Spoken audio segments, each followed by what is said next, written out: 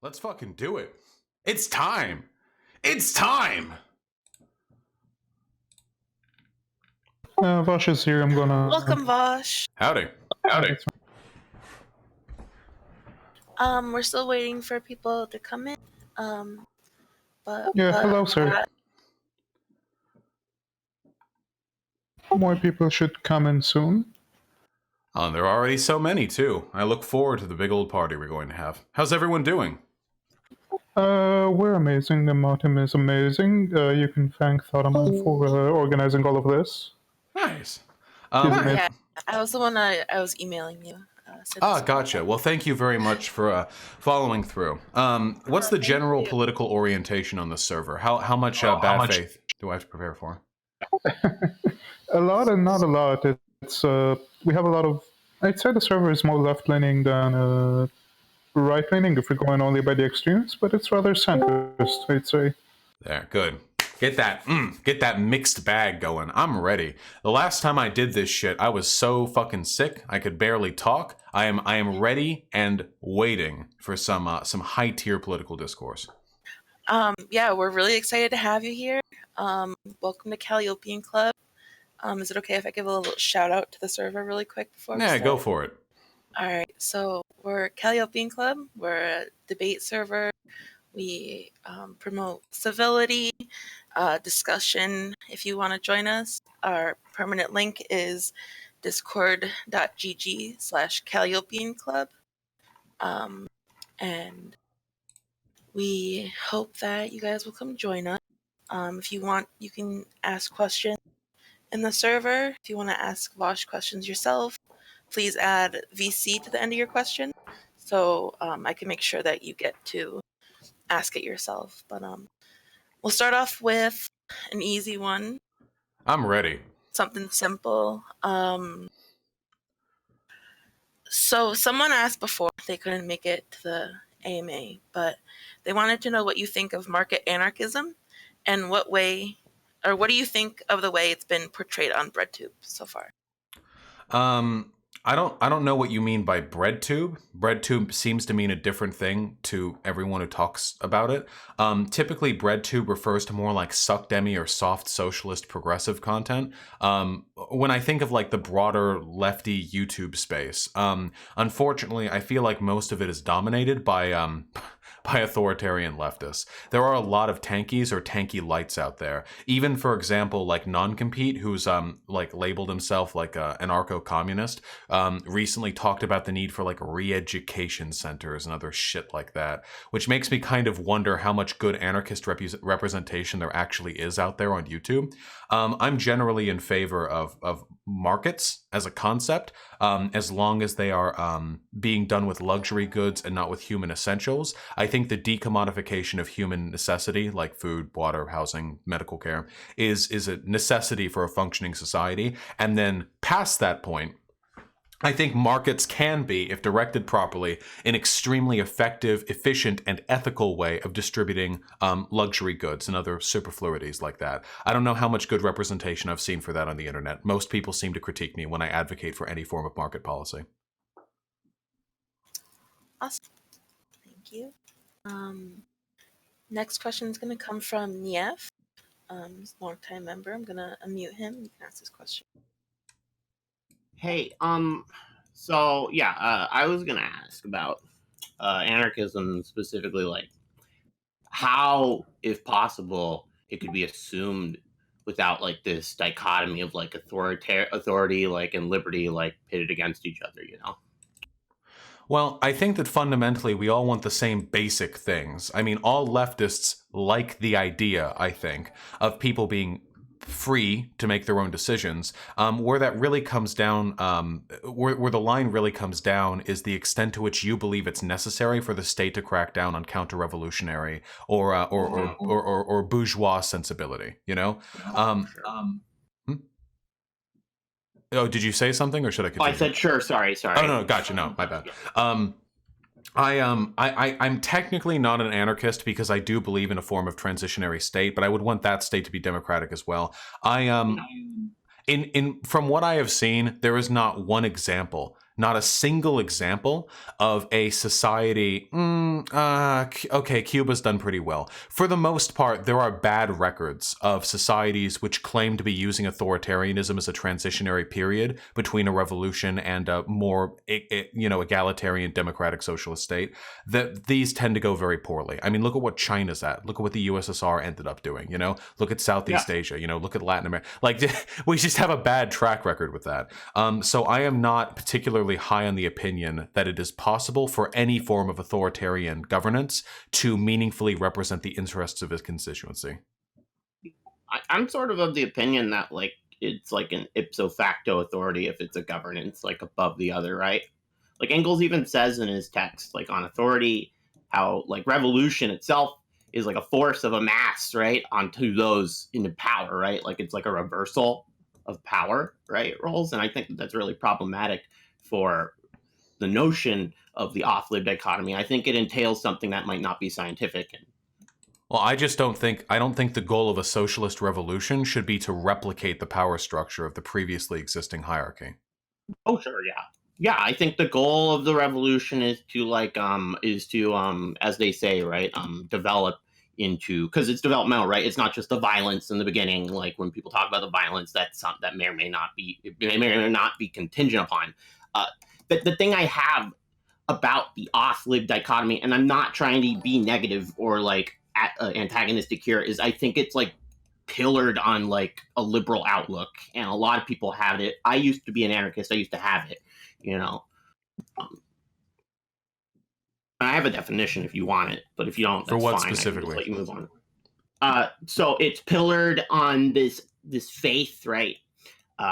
In freedom, right? As a state that we are like pursuing or in, right? Mm-hmm. We are in like degrees of freedom / pursuing this freedom itself, and this is like a thing that is assumed by Locke and people who came out of the Enlightenment era, right? And it is through our pursuit of freedom that we can like legitimize concepts such as justice and revenge and moral responsibility and price, right? Like when we talk about how like this is the price we pay to live in a free society, that is like completely pillared on liberal philosophy. And I think when we talk about authority at odds with liberty, I think we're talking about like force I don't like, because obviously authority sounds like a guy who shits in the middle of the party and like ruins the party and hates the party, right? Against liberty, which is do what you want, man. We should be doing what we're allowed to do as long as it doesn't hurt people. And I feel like both of those things are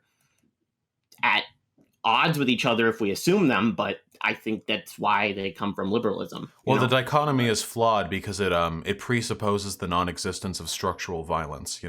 A free society for us is a tremendously unfree society for people who can't afford to participate in that free society.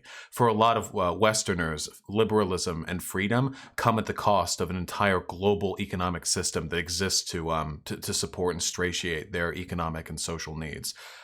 Freedom isn't really freedom if it's predicated on a power structure that requires subservience of some over other. Real freedom is maximizing the amount of individual decision making and minimizing the amount of unjust hierarchies in any given system with as few external problems as possible. And I think that's really, well, at least should be the goal of every leftist. Yeah.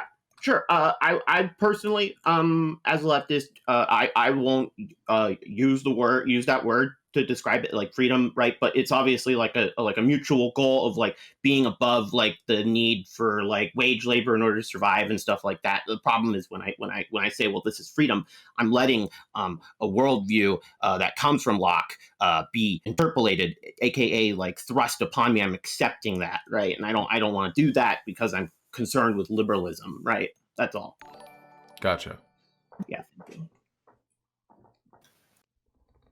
All right, awesome. I'm gonna take a question from Lapizzle. They say, I read that you're an anarchist. In your opinion, is anarchy truly a viable option for society, or is it a concept that is used to criticize capitalism that's not meant to be functional? I mean, anarchism is more Anarchism is more of a philosophy of government than it is an actual structure. The reduction of all unjust hierarchies, or at least to the greatest possible extent. It's a non-stop process.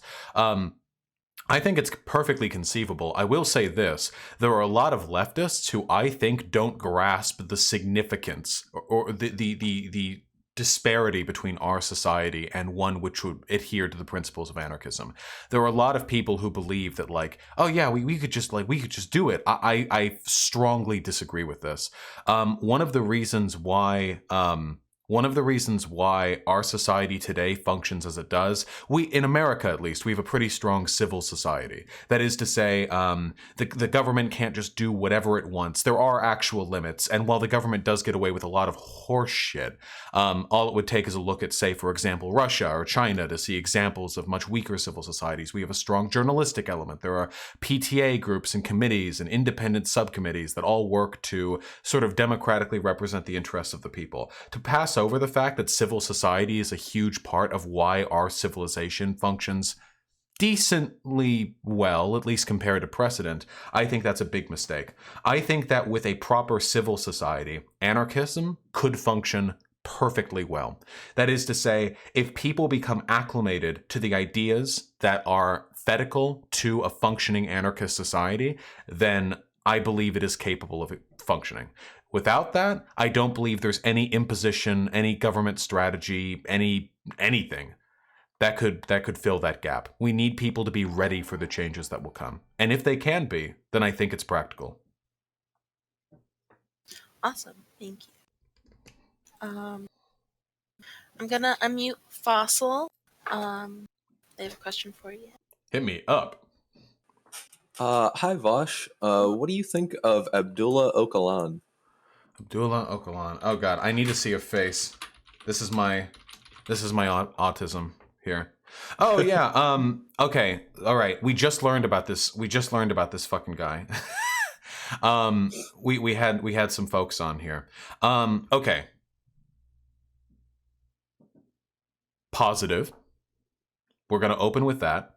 So he's I think I actually have his fucking book or his reading or his writings or whatever. Mm-hmm. Yeah. On my reading list. I think that might actually be the second thing I plan on reading after The Conquest of Bread. So my answer on him might get a little bit more nuanced after I read that shit. But I will say that for the most part, I feel like this man has rather sincerely dedicated his life to the liberation of an oppressed class. And while it is undeniable that his name has been attached to some actions that I don't necessarily agree with, I know the PKK has overstepped what I would consider to be sort of the ethical bounds of a independent group, you know, an independent, like, nationalist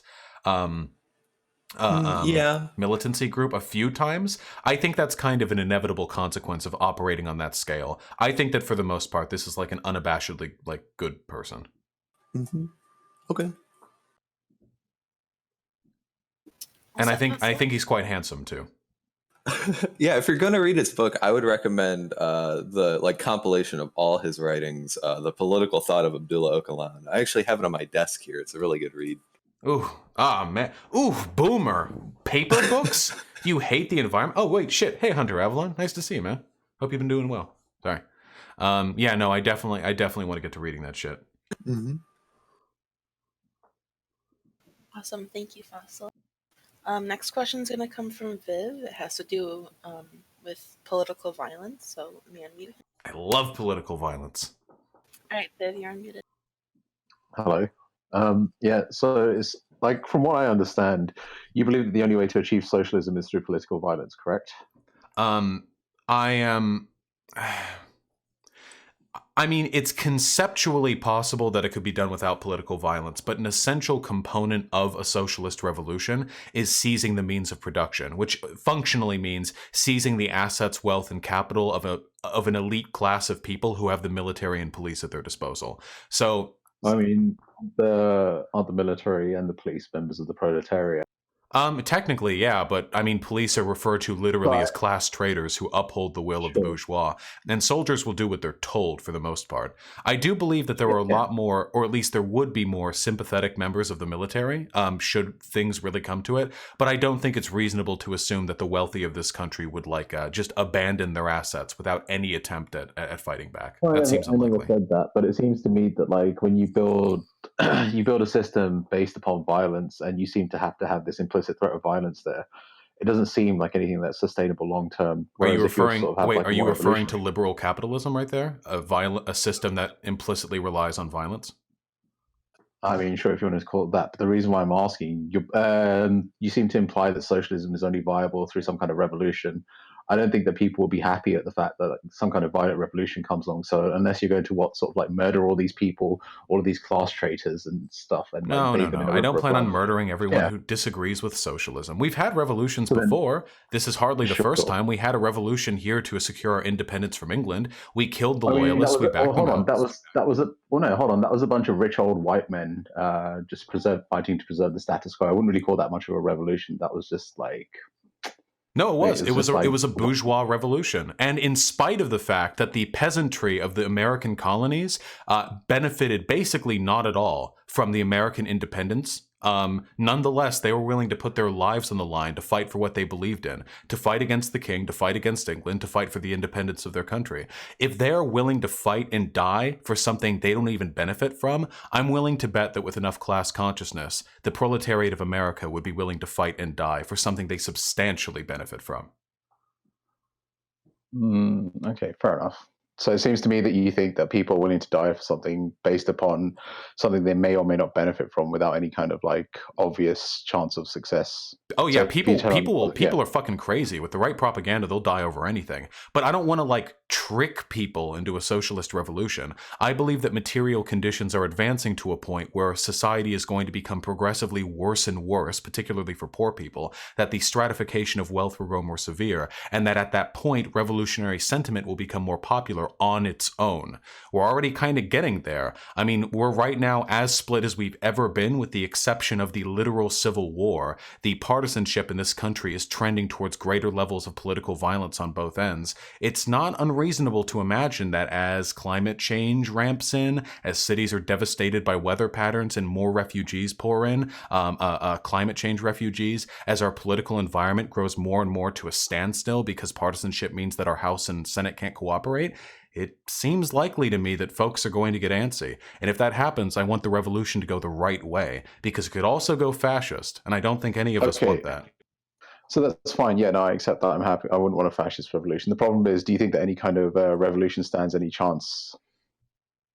It would really depend on how mobilized the population is, because there are two ways that could go, right? On one hand, we could like pop our load too early, and like 5 years from now, a bunch of like crazy fucking Antifa, fucking IWW workers get together and seize like 3 buildings in downtown Michigan before they get carpet bombed by the Coast No, Guard. okay.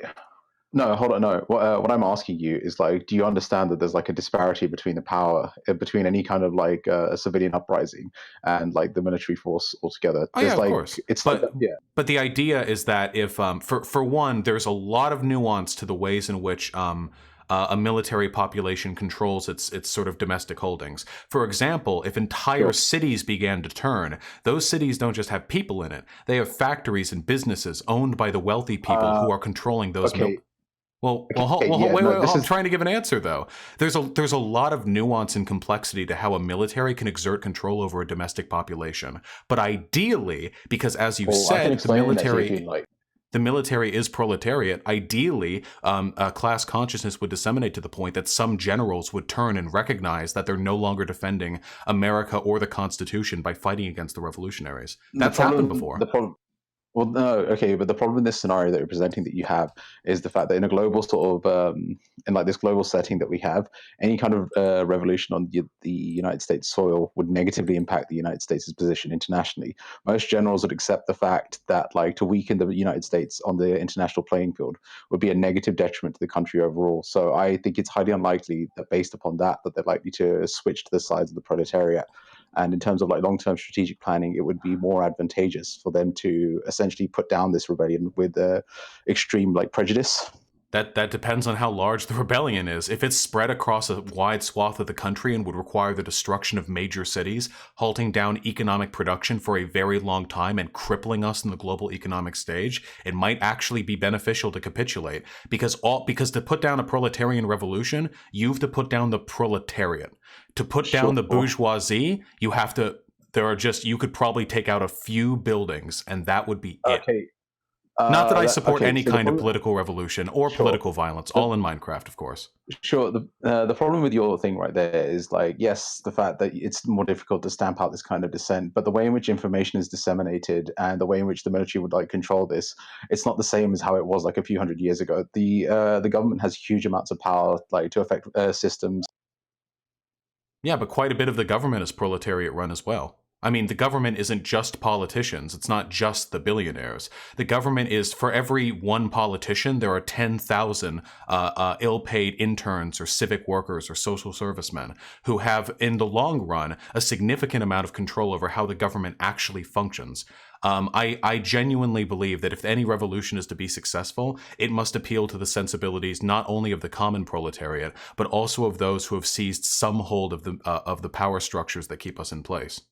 That's fine. Again, like you're not answering the question. I'm saying to you, the inability to organize is something that the government has direct control over, especially through the military systems warfare, the inability to like organize, the lack of sort of resources, and the ability to like defend yourself adequately against the advanced weapons that they have. Any kind of sort of like civilian uprising could be quickly stamped out before they can do anything. So the problem that you have in a highly organized... Well, I strongly disagree with your assessment of how revolutionary violence could take place. You know, there are revolutions happening right now in other countries that have tanks and drones and planes and highly advanced surveillance technology, right?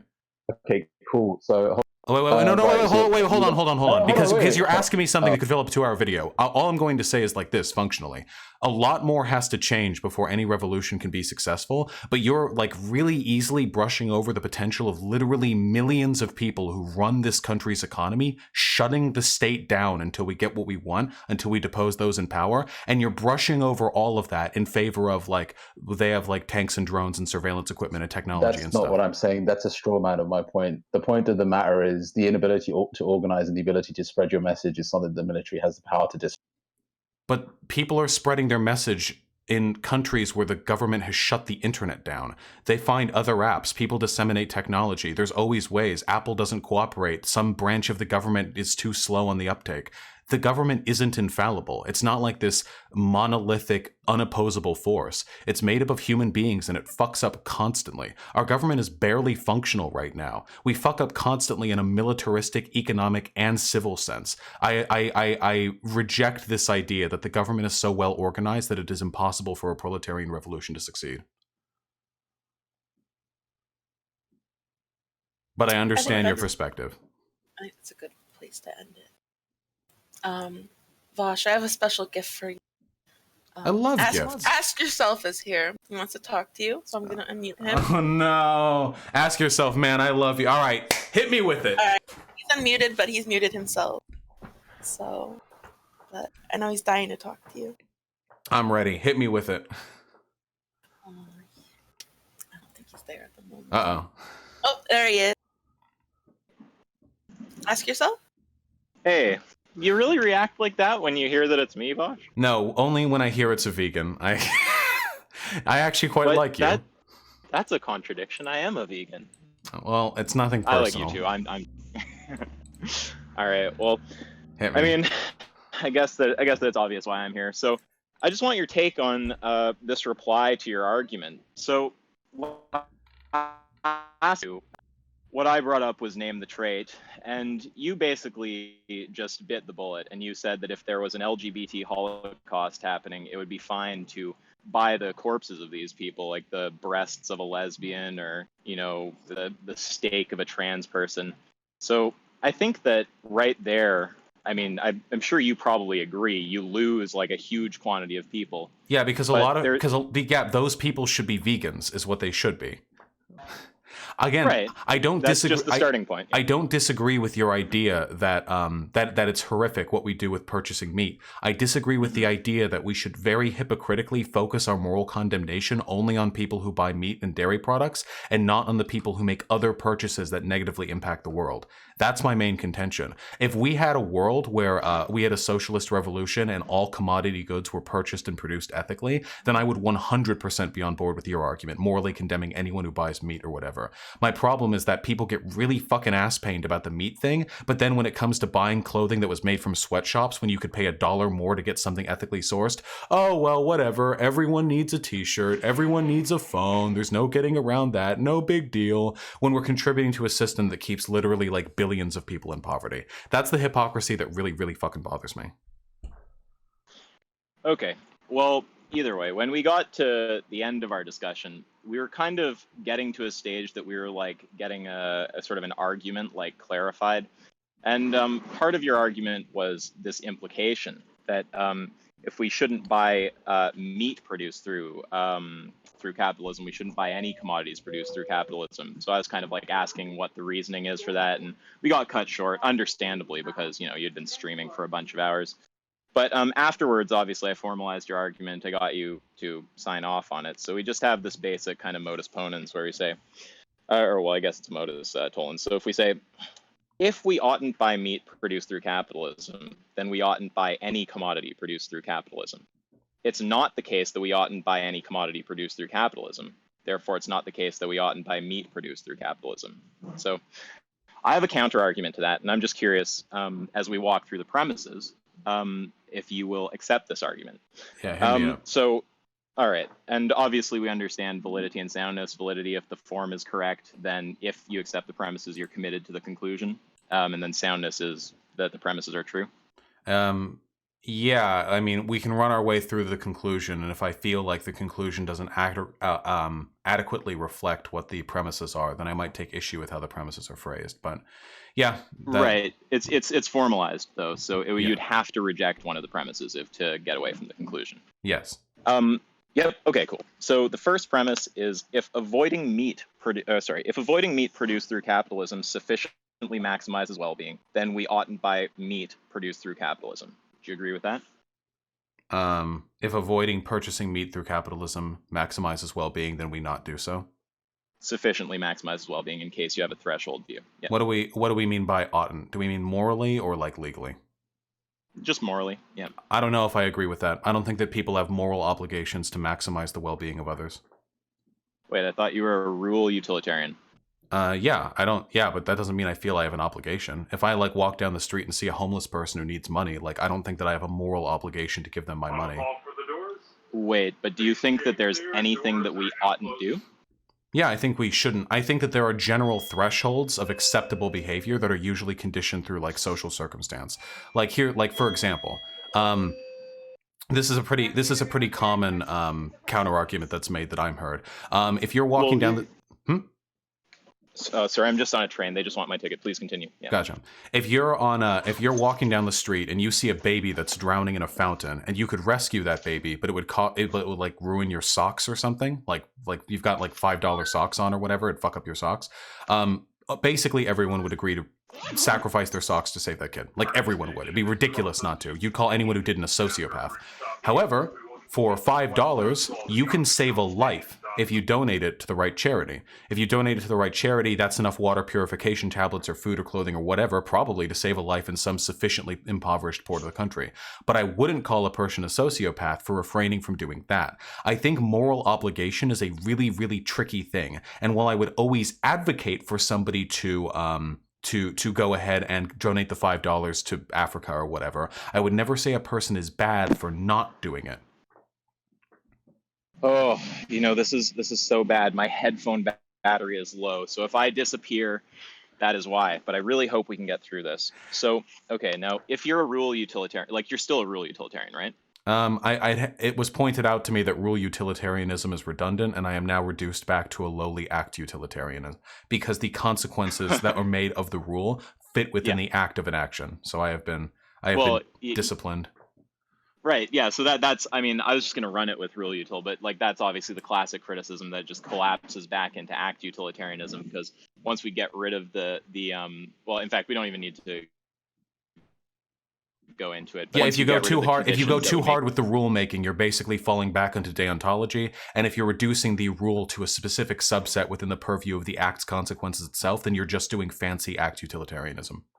So yeah, like if you say like you shouldn't like rape someone even if it maximizes well-being, because generally speaking rape doesn't maximize well-being, all you need to do is dial in the specifics and say, okay, well, we know no one ever finds out this doesn't lead to any kind of global decrease in well-being. It is a one-off incident, and at that point you're just going to have to collapse back into act utilitarianism exactly, or become a deontology. Yeah, okay, yeah, so we agree on that. So that's fine. This argument will still run on act yeah, it's utilitarianism. I believe So- all the same things. I just you know different. Yeah. Yep. No, that's fine. I like that you adjust your position as you see things that don't make sense. A lot of people don't do that, so I think it's good. But either way, the point is that there's some kind of threshold, obviously, where you say that's something that you oughtn't do, and you just gave an example of it. So you'd grant that there's a threshold, surely. Like, it's not okay for me to go like, kill an old lady and like teabag her in the street or something. Like, I would always surely advocate we a agree with that? person. I would always advocate a person work to maximize well-being, but there's a different set of standards I would apply to calling a person immoral for not doing so. That's my main contention. Right. Okay, but just straightforwardly though, there is some kind of threshold of, I guess, presumably suffering, unless you're a preference utilitarian, where you say that's wrong. That's something you oughtn't do.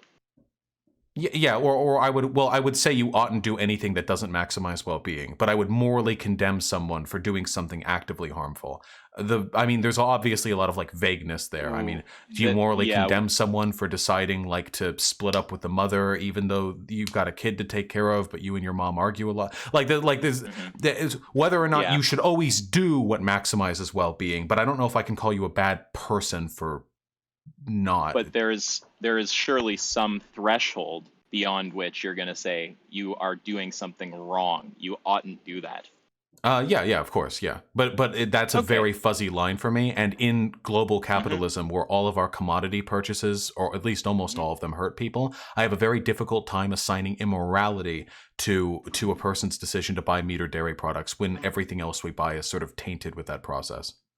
Well, look, you don't even have to like push back on these by making some kind of point about veganism, because like where I'm going with the argument, right? It's not like there's some hidden gotcha here. The conclusion is about. Yeah, I mean, I think I agree with the premise. Yeah. We ought be vegan. Yeah, I don't disagree with that. Well, but that's not the premise. So just to be clear, so the premise is just that.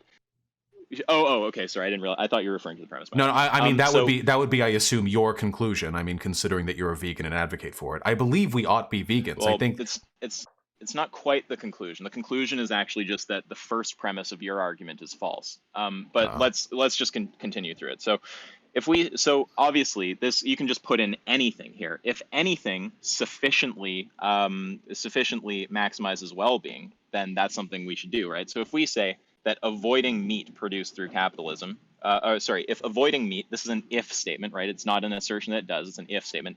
If it sufficiently maximizes well-being, then we oughtn't buy meat produced through capitalism. You could just replace it with anything. If doing X sufficiently maximizes well-being, then that's something that you're going to want to do. Whatever sufficient is to you. Yeah. You can have a fuzzy threshold all you want. Yeah. Right. Yeah. Ought to. Yeah. But I don't know if I'd morally condemn a person for not doing so.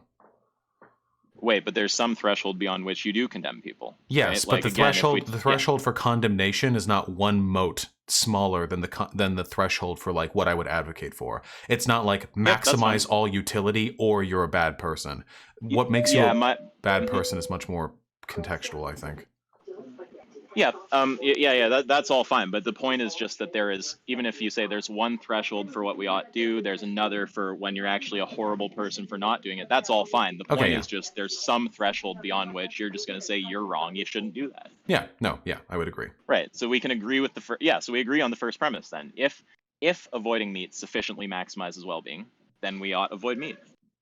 I'm sorry if I read it exactly. If avoiding meat produced through capitalism sufficiently maximizes well-being, then we oughtn't buy meat produced through capitalism. I don't believe socialist meat would be much better in mind. I mean, the only ethical meat you could really have, right, would be like if the animal fucking like died of old age, happy on the meadows, and then you immediately scoop it up. Like, I don't know. This is just I could make some separate argument about socialism, but like this is just, I mean, it doesn't matter if it's through capitalism or whatever. The point is just, on your view, this is just what you're committed to as a utilitarian. Like, I agree with that premise, so long as we recognize that what we ought to does not necessarily denote the boundary below which we are immoral for not doing. Well, I can replace the wording then. If you want me to replace it by ought, we can say that it would be immoral.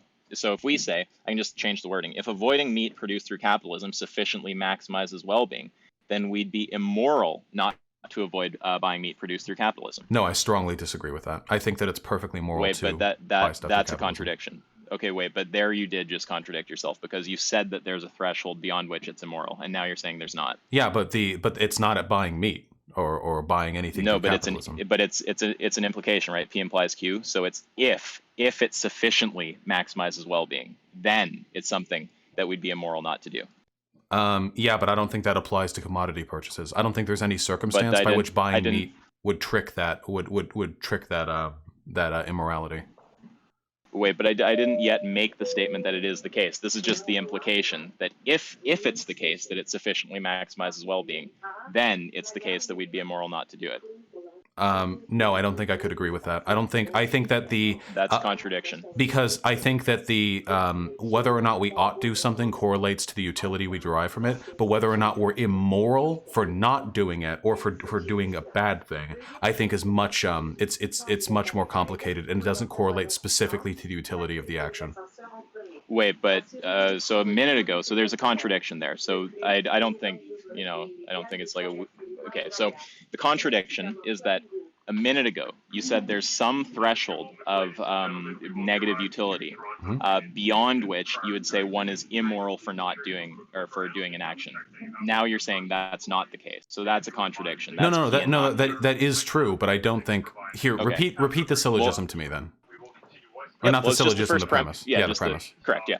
So it's if avoiding meat produced through capitalism sufficiently maximizes well-being, then we'd be immoral not to avoid buying meat produced through capitalism. Yeah, I disagree with that. Those two don't perfectly correlate. Just because I believe there are two separate thresholds, one at which something is desirable and one at which something is immoral, doesn't mean I necessarily believe that if something is good enough to do, that avoiding doing it is bad. So wait, you are contradicting yourself right now. So a moment ago, what you said is that there's some threshold of negative utility beyond which you'd condemn one for being immoral for doing a given action. Now you're saying that's not the case. That is P and not P. Okay, so you have to pick your poison there. Wait, no. What you're saying in the premise is that if you gain enough utility by avoiding eating meat, then therefore to continue to eat meat in spite of that would be immoral, correct? Oh, my headphones died. Sorry, now I have to switch over to the phone mode. You're gonna get out of having this argument run on you because I need to get off this. That's the goal, baby. Run out the timer. Okay, well we'll just try to get through the one premise, then I'll go. So the only point is, sorry, I didn't hear what you said because my headphones died. Did you want to repeat that? All I want to say is, so what I agree with is that there are two thresholds. One is of maximizing utility, and we should always strive for that. And one of them is either by not doing a good or by doing a bad, the negative utility is sufficient enough to constitute an immoral action. And the premise you're putting forth here is that if the avoiding meat produces a sufficient amount of utility, it would be immoral not to do so. Yeah, I don't agree with that because the threshold at which something becomes immoral is not a set distance below the potential utility gained by doing something good. Even if you could potentially get infinite utility out of avoiding doing something, that doesn't necessarily mean I would feel comfortable saying that it is immoral to avoid doing that. You're setting the threshold here as it relates to the potential utility of avoiding eating meat, but I disagree with the relationship between the two thresholds.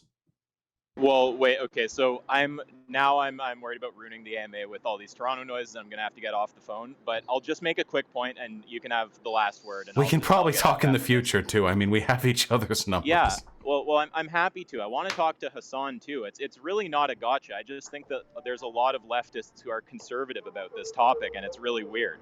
So I feel like I'm adhering to a very principled ethical stance here, but... Well, wait, so I'll just make one last point and you can have the last word. So all I'm saying is that you've contradicted yourself here. So before you said that it's the case that if something causes sufficiently negative utility, then one would be immoral not to do it. Now, I understand that there's a lesser threshold where it's just something that would be nice to avoid. What the fuck is this? Sorry, my phone, sorry. Yeah, so I understand that there's some lower threshold where you say this is just a good thing to avoid doing, but you've also stated that there's some threshold where the thing is sufficiently oh my god, where the thing is sufficiently negative for utility that it would actually be immoral to do it.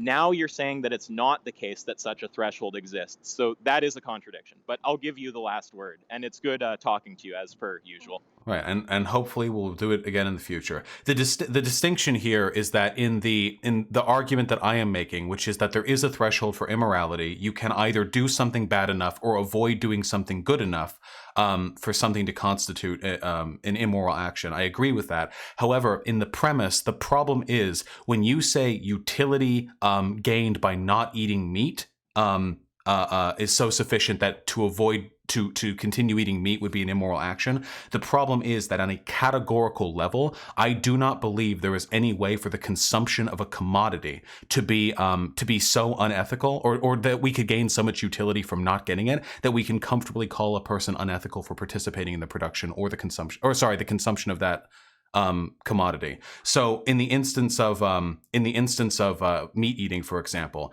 if I were to avoid eating meat, utility would be gained from that, unquestionably. Like, I wouldn't deny that. However, I could gain utility from doing a fuck ton of stuff that I don't do, and nobody calls me immoral for not doing it. So unless we could contrive some scenario in which me refraining from eating meat would single-handedly spare like the lives of every animal in every factory farm on Earth, or some impossibly high standard of potential utility for me to avoid eating meat, maybe yes, I could concede that. But I take issue with the implication of the argument that the amount of utility gained from avoiding eating meat could possibly mean that continuing to do so would constitute an immoral action. Awesome. Thank you so much. Ask yourself. I love you. Stay strong. All right. Next question is going to come from Marsula. I'm going to unmute him. Any more vegan questions, and y'all are getting the N-word, okay? Wait, what? Nothing. Don't worry about it. What the hell? Don't worry about it. All Wait, right. do you have a vegan take? No. Okay. I'm hell black. Yeah. Well, then good thing you're not vegan, right? What's up? You said whatever. Forget about it. So, first off, before I ask a question, I just want to thank you for being a left-leaning person that provides like fact and truth to everything. Like, you don't just take things out of your ass and just say it. Like, I find a lot of people on the server who are left-leaning. I'm sorry to say that. Like, you actually have studies and facts and all these other things that are really important. Like, you cite what you say, which is good. I just want to thank you for that. My question here, and I hope you actually have a citation for this. I've read and I've heard people discuss about the Flynn effect. Are you aware of the Flynn effect? Yes. Okay, so after me arguing with a white supremacist on the right server, I told him that the Flynn effect is taking place upon African Americans, and I took it kind of personal because he was using all kinds of racial slurs. But he said that, well, I told him that it went from 85 to like 96. And he told me that's true, but it's because they have white admixture. Is that true? And how do you measure white admixture? Is that like Is that even a? Wait, that's what I'm trying to figure out. What is that? White admixture, as in like interbreeding, means they have more white genes in them or something? I don't know. I don't understand. So, do you personally know? And I'm not trying to confuse you. Do you personally know if the Flynn effect is actually taking place upon African Americans, or is that study lying to me? I'm sorry, I can't find it. I've tried searching it up multiple times, but Google's the most annoying search engine ever. Here we go. White admixture. Apparently this is an actual word. Admixture. Wait. 2 pulses of white admixture in American slaves. Population genetic models of local ancestry. 1 second. I've never heard of this term before in my life. What is an Neither have I. It's so confusing. Give me like 30 seconds because I think this does relate to research that I've done. May not have done the alt hype stream yet, but I have all the research that I need. Perfect. This is why I like you, Vosh. You always do research. I try my best. It's so boring, but listen, it's valuable, especially here. Presence of DNA in an individual from a distantly related population or species is a result of inbreeding between population or species that have been... Yeah, okay. Genetic admixture literally means white inbreeding. Okay, 3-point answer. First of all, no, that's complete bullshit. The Flynn effect is in effect for African Americans, regardless of their level of white, black, racial intermixturing. That's what I was saying. This can be demonstrated by the fact that there are still a fair number of black people in this country that are more or less pretty much completely African if you go back to like genealogically far enough back. Obviously, there's a little bit of intermixing there because a lot of slaves were raped. I mean, no getting around that. But the idea that the Flynn effect correlates to that population is really fucking stupid, if for no other reason than because there are plenty of historically black areas that have remained historically black for the past 150 years that have nonetheless experienced the Flynn effect in spite of the fact that any amount of admixture. I mean, you can, I don't have specific data on this because I literally didn't know what this term was prior, but if you want to look into communities that have a substantial black population where it could be inferred that there was an extremely low amount of racial intermixturing, you could see then that the Flynn effect is in effect there, and you could compare that to black communities that have seen a lot of admixings, ones that live in more affluent or race-mixed areas like Los Angeles. Mm-hmm. If I just bring this to the same white supremacist I always get into arguments with, he'll just say, see, that's why you should stay as one race. You see what I mean? Like, I can't figure out ways to get him to just admit that he's wrong. You're not just dating with, yeah, because they're conspiracy theorists. That's the problem. That's the ultimate like end goal, like end realization I came to while researching the race realism stuff. This is how all conspiracy theory works. There are always disparate pieces of information that, when collected and framed in a certain light, make it seem as though there's an argument. And when you're trying to pull those pieces of information apart to the extent that you can understand the extent to which they don't correlate, or that this piece of information is misrepresented, or this piece of data is outright wrong, it doesn't change the narrative they have. If you explain to them why what he said as a response was wrong, he would jump to another argument, and if you could explain how that one was wrong, he would jump to the first argument he used, ignoring the fact that you had already disproved it. It's a whole stupider than the sum of its parts. Here would be my argument for you, okay? I'm going to do the race realism stream soon, and that should be as good a response to race realism that has ever been put out on YouTube. I think I've looked at all the other ones out there, and I don't think there's anyone more substantive than the one that I'm going to be putting out. And the answer essentially is this.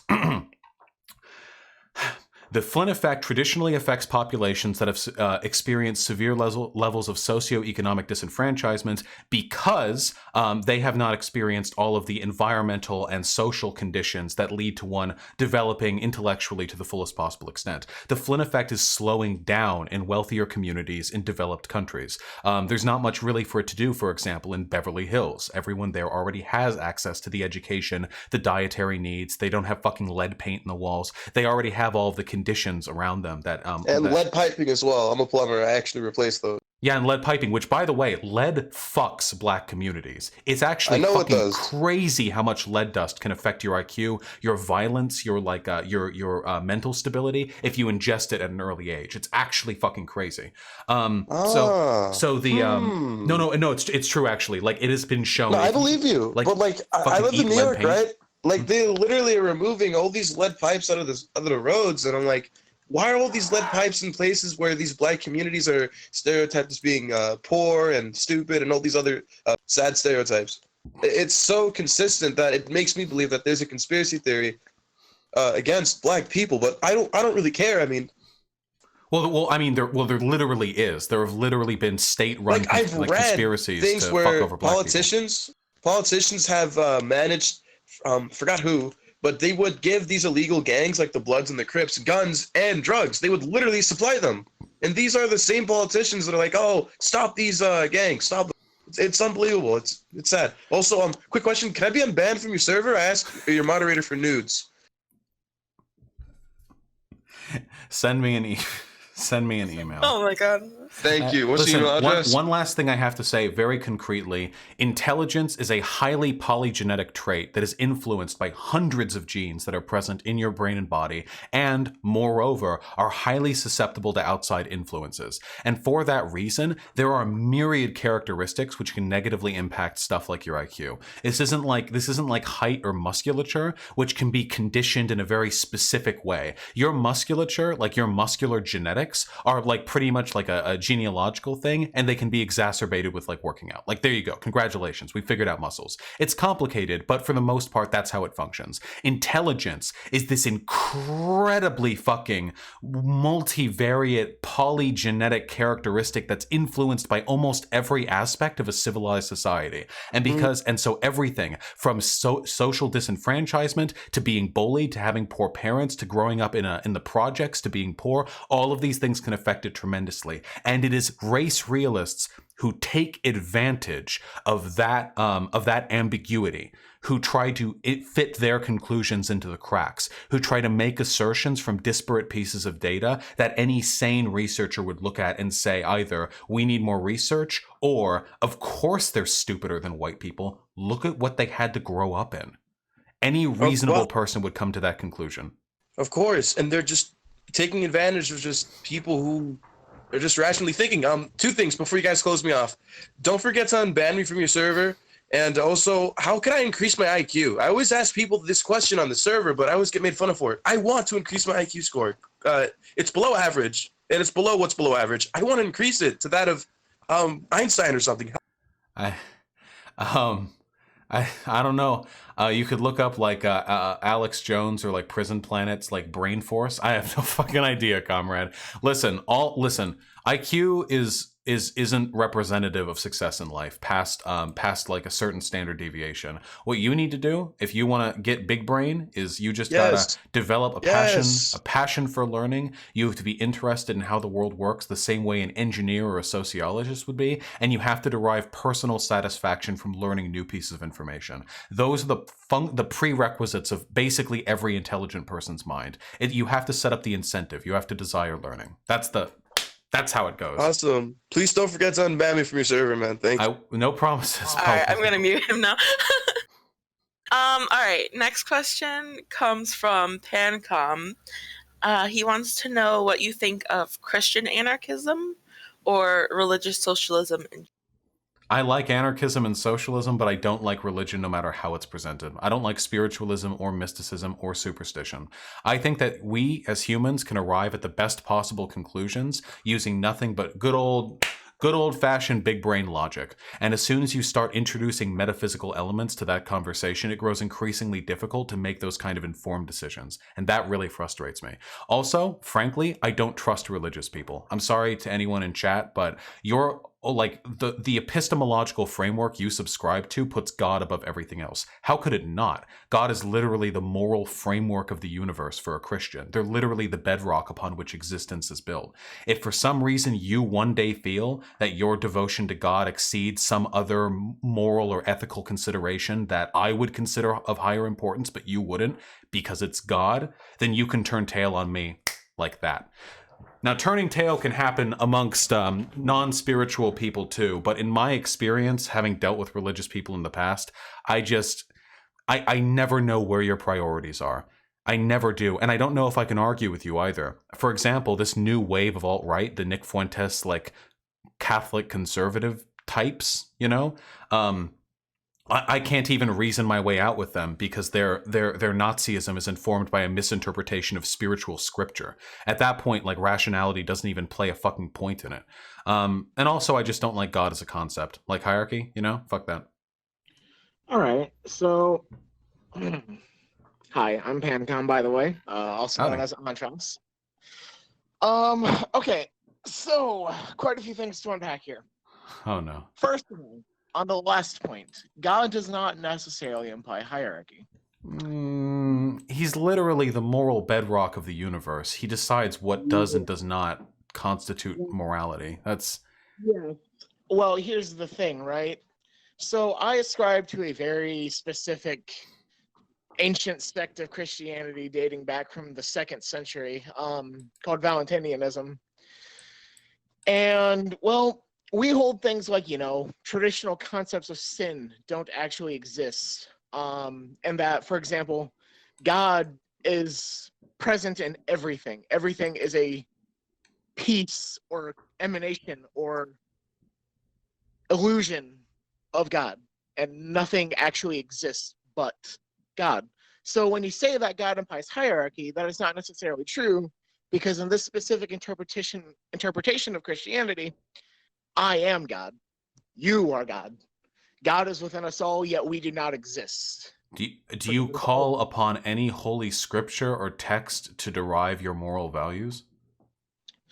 You know, it's funny. I actually take what Paul says to heart, that all things are lawful to me, but I will not let anything be my master. That's I believe how it goes. But basically, I'm kind of an amoralist Christian. I know that sounds weird, but I really don't believe that sin actually exists, but merely as ignorance of God. Okay, Sin but you isn't a- can't actually believe that. If I was raping someone in front of you, you would feel compelled to stop me, and not just because it's illegal. You have to believe in morality beyond that. Well, there would be a natural inclination to stop you. Yes, there would Why? be an idea of, because that's just how I feel. You know, I'm gonna be, like I said, I am an amoralist religious person. Okay. I know. Well then that sounds like a form of prescriptive egoism where you derive your morality from what you personally feel comfortable or uncomfortable with. I mean, is there really any other way we can prescribe morality? I mean, I don't see. I sometimes things that I'm uncomfortable with, I don't consider bad. Even with God, you can still always just say, but why should I listen to you? Why is morality inherent to the world? Why is morality an absolute necessity? Why is morality exist? What proves its existence? Well then how could I make morally prescriptivist arguments to other people to tell them to stop doing bad shit if I'm doing it from a position where I say that there's no sin and no morality and everything is just my preference? I try not to make prescriptivist arguments. Like, Okay, well then I definitely don't want any Christian anarchists around because prescriptive arguments are how we argue against the evils of capitalism and of reactionary values. I want strong moral frameworks. I can make empirical arguments for or against, because those arguments are how I bring people over.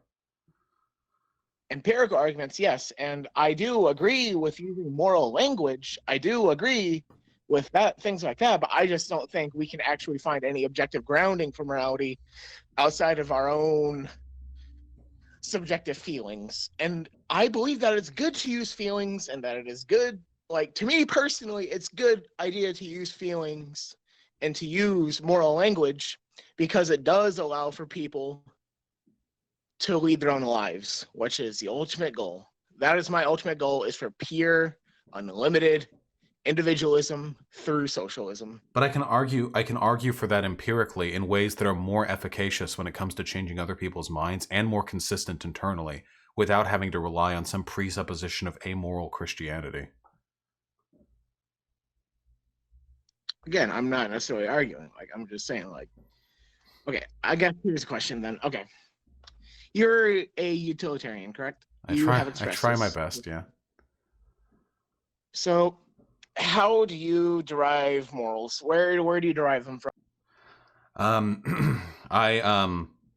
I have a set of axioms that I subjectively decide to be important to me, and then I structure my moral values around the achieving those axiomatic values. So I believe, for example, maximizing the well-being of people, or trying to maximize the well-being of sentient creatures. And from those, I derive an objective set of moral standards, or at least I try to make them as objective as possible. All right. So thank you for very clearly using the words "I believe" and "subjectively," because that is all they are. Well, yeah. Wait, I don't believe. Yeah, I don't believe in objective morality. But just because I don't believe in objective morality doesn't mean I have to believe in this. Everything is just preferences. You know, just do what you want. Amoral Christianity, there is no sin stuff. There are different tiers of subjectivity. You can subjectively decide, for example, that you like a film, and then you can make a very, very strong set of compelling arguments in favor of that assessment. But that's not exactly the same as someone just seeing the film and going, "Oh yeah, that's good," and then just leaving it at that. You know? Yeah. Well. Yeah. No, I see what you're saying. Again, I'm not necessarily trying to be a dick here. I'm really not trying to be a dick. No, I don't think you're being a dick in the slightest. I enjoy these conversations. Yeah. So I guess And also, I kind of have a weird concept on the whole amoralism thing. Are you familiar with the passage? I believe it's from the Tao. I know it's from Taoism, but it may actually be from the Tao Te Ching itself, but I don't know if it is. That when you abolish morality, men will act righteously. I am not familiar with that precept, and I'm not entirely sure if I agree with it. So basically, it's saying that if you just get rid of the whole idea of, oh, you should act justly and for the sake of God and for the sake of the people and for the sake of your leader, and you get rid of that mentality, people will just naturally do what we would consider good. People will just naturally do the right thing. I don't think there's ever been a point in history where that's the case. I'm pretty sure that at the point in history where Tao, or whenever that precept was made, in China, or that would have been a time where you could probably like freely rape and pillage if you were given military permissions by your government, or you were or like rape of the wife was probably common because women were considered like second-class citizens. I don't know if there's ever been a society or a point in history where people have just behaved well, you know? People are fundamentally pretty self-serving, and I feel like sometimes that's to our benefit and sometimes that's to our detriment. But I don't think there's ever been a point where like you just like get rid of morality and people all like work together to maximize well-being. All right. Thank you, Pancom. Wait, I love you. Farewell.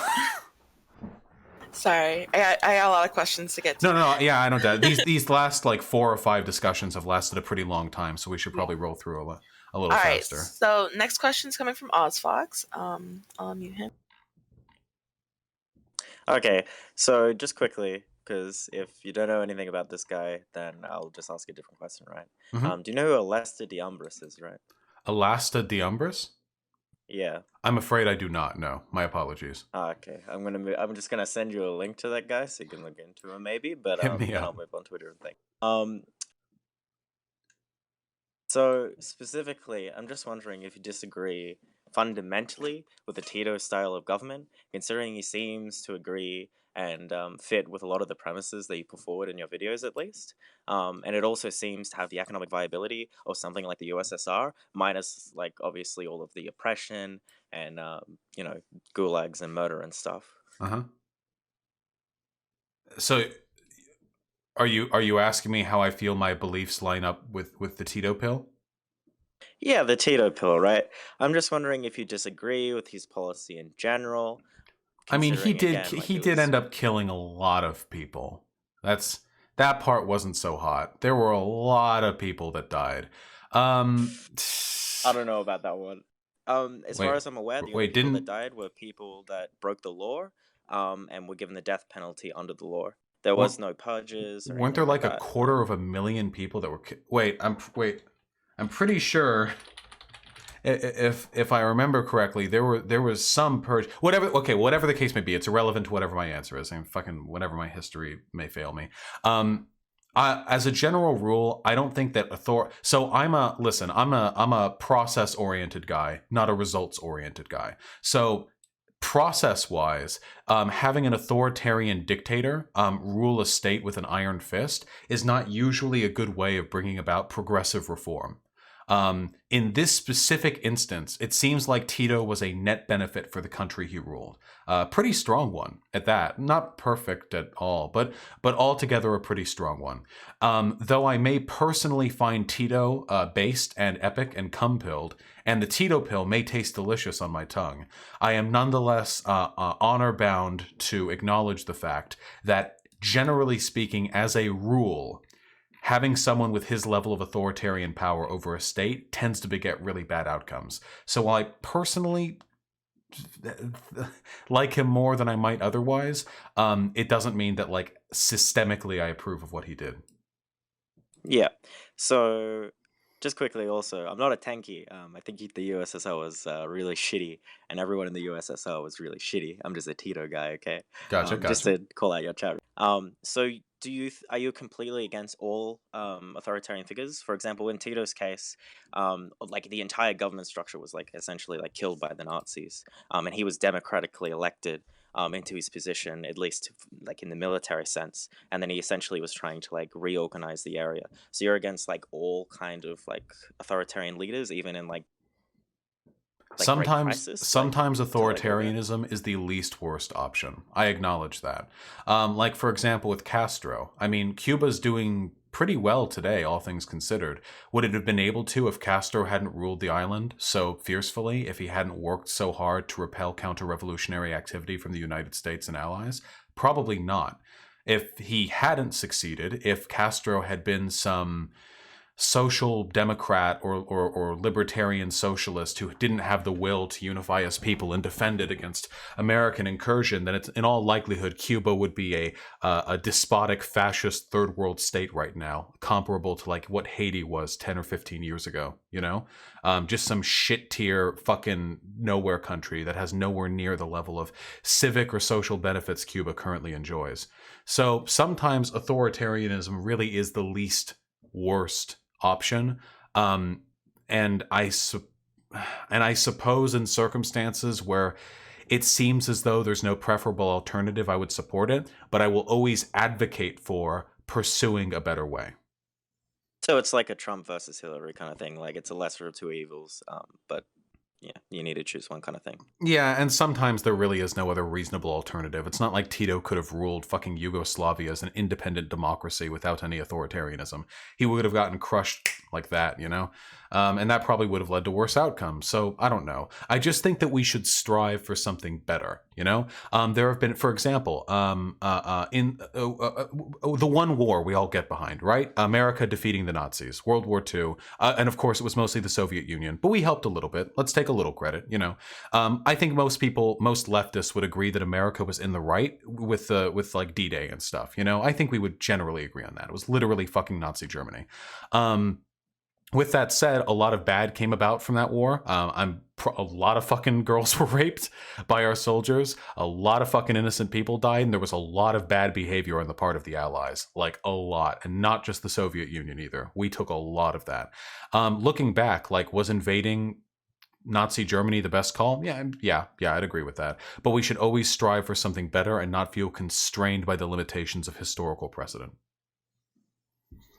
Okay, I'll let you get on to other questions. Gotcha. Also, just quickly, just to note, I think it was 300,000 of those rapes were from the USA. Only 200 were from the UK. So, yeah, Chad UK. That's all I'm saying.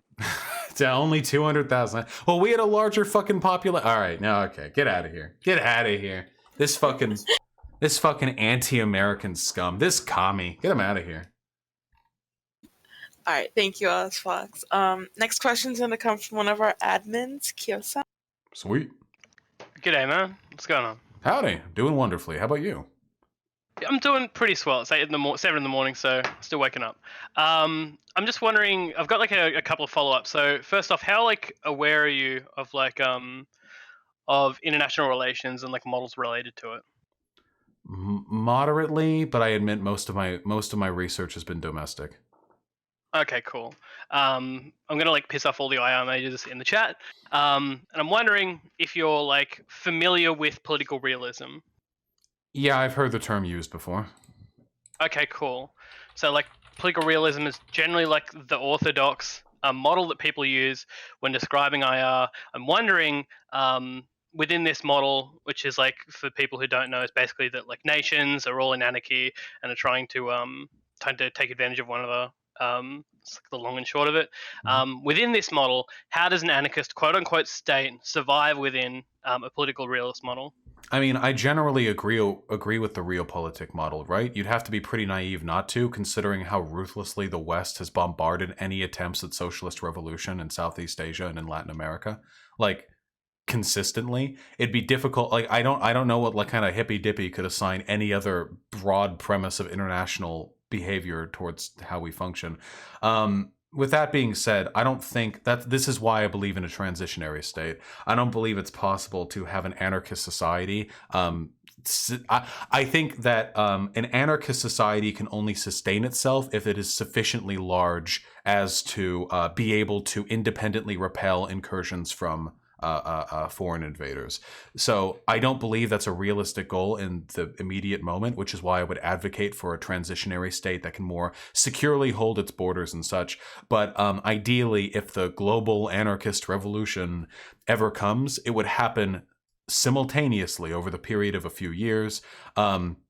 In a large enough swath of the earth that it would be uneconomical for what remains of nation states to begin like divvying it up and invading. So just a quick follow up on that, if it's okay. Mhm. You talked about like a sufficiently large anarchist state. Obviously, we're using that in like quotation marks. Right, yeah, state. Yeah. Would that involve some kind of it's going to sound tautological, anarchist imperialism, or I think how would an anarchist state like in large, I guess? I'm okay with you mean how would it defend itself? How would it engage militarily No. with Also, other? how would it like gain mass or become sufficiently large enough to defend itself? Well, in terms of how it would become sufficiently large to engage with itself, I imagine that any anarchist revolution, any international one, would take a disparate group of revolutionary sects or cells that are operating across a variety of nation states that have some sort of communal goal. And when the revolution takes place, they work together. And after the previous mode of local authority has been destroyed, they then sort of unite and form a broader like network that they can then sort of coalesce into a single anarchist society. In regards to gaining more territory, I imagine the most common way of doing so would be to like fund or fuel insurrectionist movements in the existing nation states, to try and bring weapons them, to give them money, to give them fucking, I don't know, drugs, whatever the fuck they need, to ensure that they have the ability to meaningfully resist the nation state from within. That said, in a real politics sense, I mean, the existence of any nation state is a threat to an anarchist society. So it might even be possible that an anarchist society would bridge together and actually form some kind of decentralized army in an effort to seize control of or invade another nation. Though hopefully it wouldn't come to that, right? Yeah, so the thing that like concerns me personally, and it's why I'm not necessarily an anarchist. I generally consider myself a market socialist, but besides that point, is that we understand that these aren't going to happen at the same time, right? That it's going to be more of a domino effect, similar to what we saw in the post World War II era with socialism, with one country taking up and then another country, and these sorts of like Cold Wars going on, right? Right. In that, once you have a state become anarchist or whatnot, it'd be in the other state's interest to stop this and seem to crush it, right? So I'm not sure if I could see it getting to a point where you could amass a large enough landmass or population to be able to defend itself from other Western powers. Is there any like way to address that concern, or? My points here would be twofold. For one, I actually recently spoke to somebody who's one of very few English speakers who's doing their PhD foreign policy work paper on anarchist military societies. And he seemed relatively optimistic about the capacity for anarchist societies to defend themselves against imperialist invasion. I mean, Rojava right now is conducting itself, given the circumstances, extraordinarily well against Turkey. Obviously, Rojava's doom is kind of written on the wall here, but Turkey has an enormous military, so that was more or less a given. I do believe in the ability for anarchist societies to defend themselves, because in anarchist societies, the decentralization of the society and of the military means that everyone has an individual stake in the defense of their homeland. It's not structured and systematized the same way the military is here in the US or in most countries, where the military is this distinct branch of the government that you have to actually enlist to get into, or you're enlisted, whatever. But it's a separate thing. You've got your own uniforms, you've got your own chain of command. Most people don't deal with that shit, except in countries that have mandatory conscription for a given time period, like Israel or Switzerland. Secondly, so I do believe that anarchist societies are reasonably capable of defending themselves. But the bigger point, and the one that I'm more optimistic about, is if there are anarchist revolutions happening so with such severity and such frequency that they're actually turning over like countries and going anarchist, even small regions of those countries, it's likely that there are also insurrectionary forces that are acting within neighboring nation states.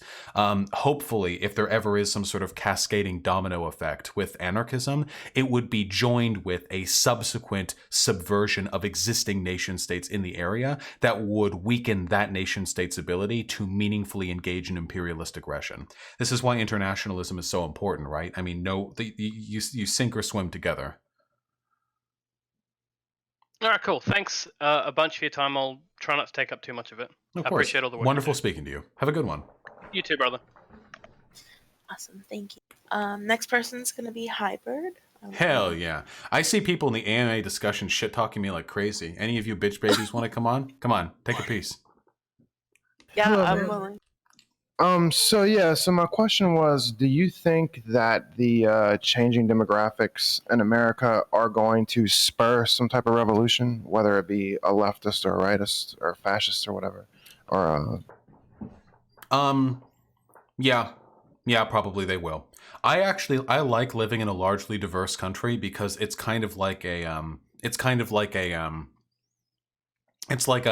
dike or like a wall, a dam against ethno-nationalism, you know? If a country is like 80% one ethnic group or racial group or whatever, that's a really easy bid for some pretty serious racial supremacy. But if a country is very highly diverse, as America is and is continuing to get with time, it grows increasingly unlikely that any individual ethnic group is capable of dominating the others. In this respect, diversity actually literally is our strength. With that being said, though, I think the greatest demographic change that's going to affect this country, I assume you mean America, and might conceivably lead to an insurrection would probably be whatever refugees we're going to see from Latin America and from the southeastern coast of this country. Once the sea levels rise and climate change really kicks in.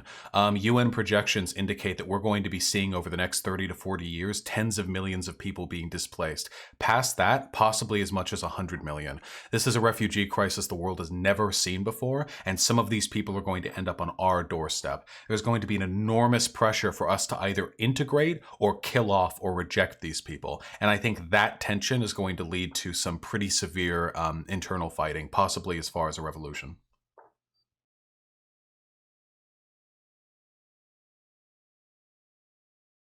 In my opinion. Sure, okay, thanks. I actually kind of agree, but do you think that the Republican Party is going to disintegrate based on these changes, or like lose power, I should say? Because a common theme in rightist talk is that like the GOP is not going to be able to win once the population once these population changes take effect. Hypothetically, that change should have already happened. A larger majority of Americans are Democrats than Republicans, or at least have been projected to be Democrats rather than Republicans. The reason why there's any ambiguity on this at all is because of relentless gerrymandering and systemic disenfranchisement of populations that would typically vote Democrat. That process of the Republican Party being outdated, at least in terms of like presidential elections, has already happened. It is only through the weakness of the Democratic Party that they have allowed the Republican Party to cling on to whatever influence they still have. The Republican Party is probably going to split sometime in the next 30 years, I would guess at that. There are too many literal neo-Nazis in this country who reject like open borders and imperialism and shit like that, like multiculturalism.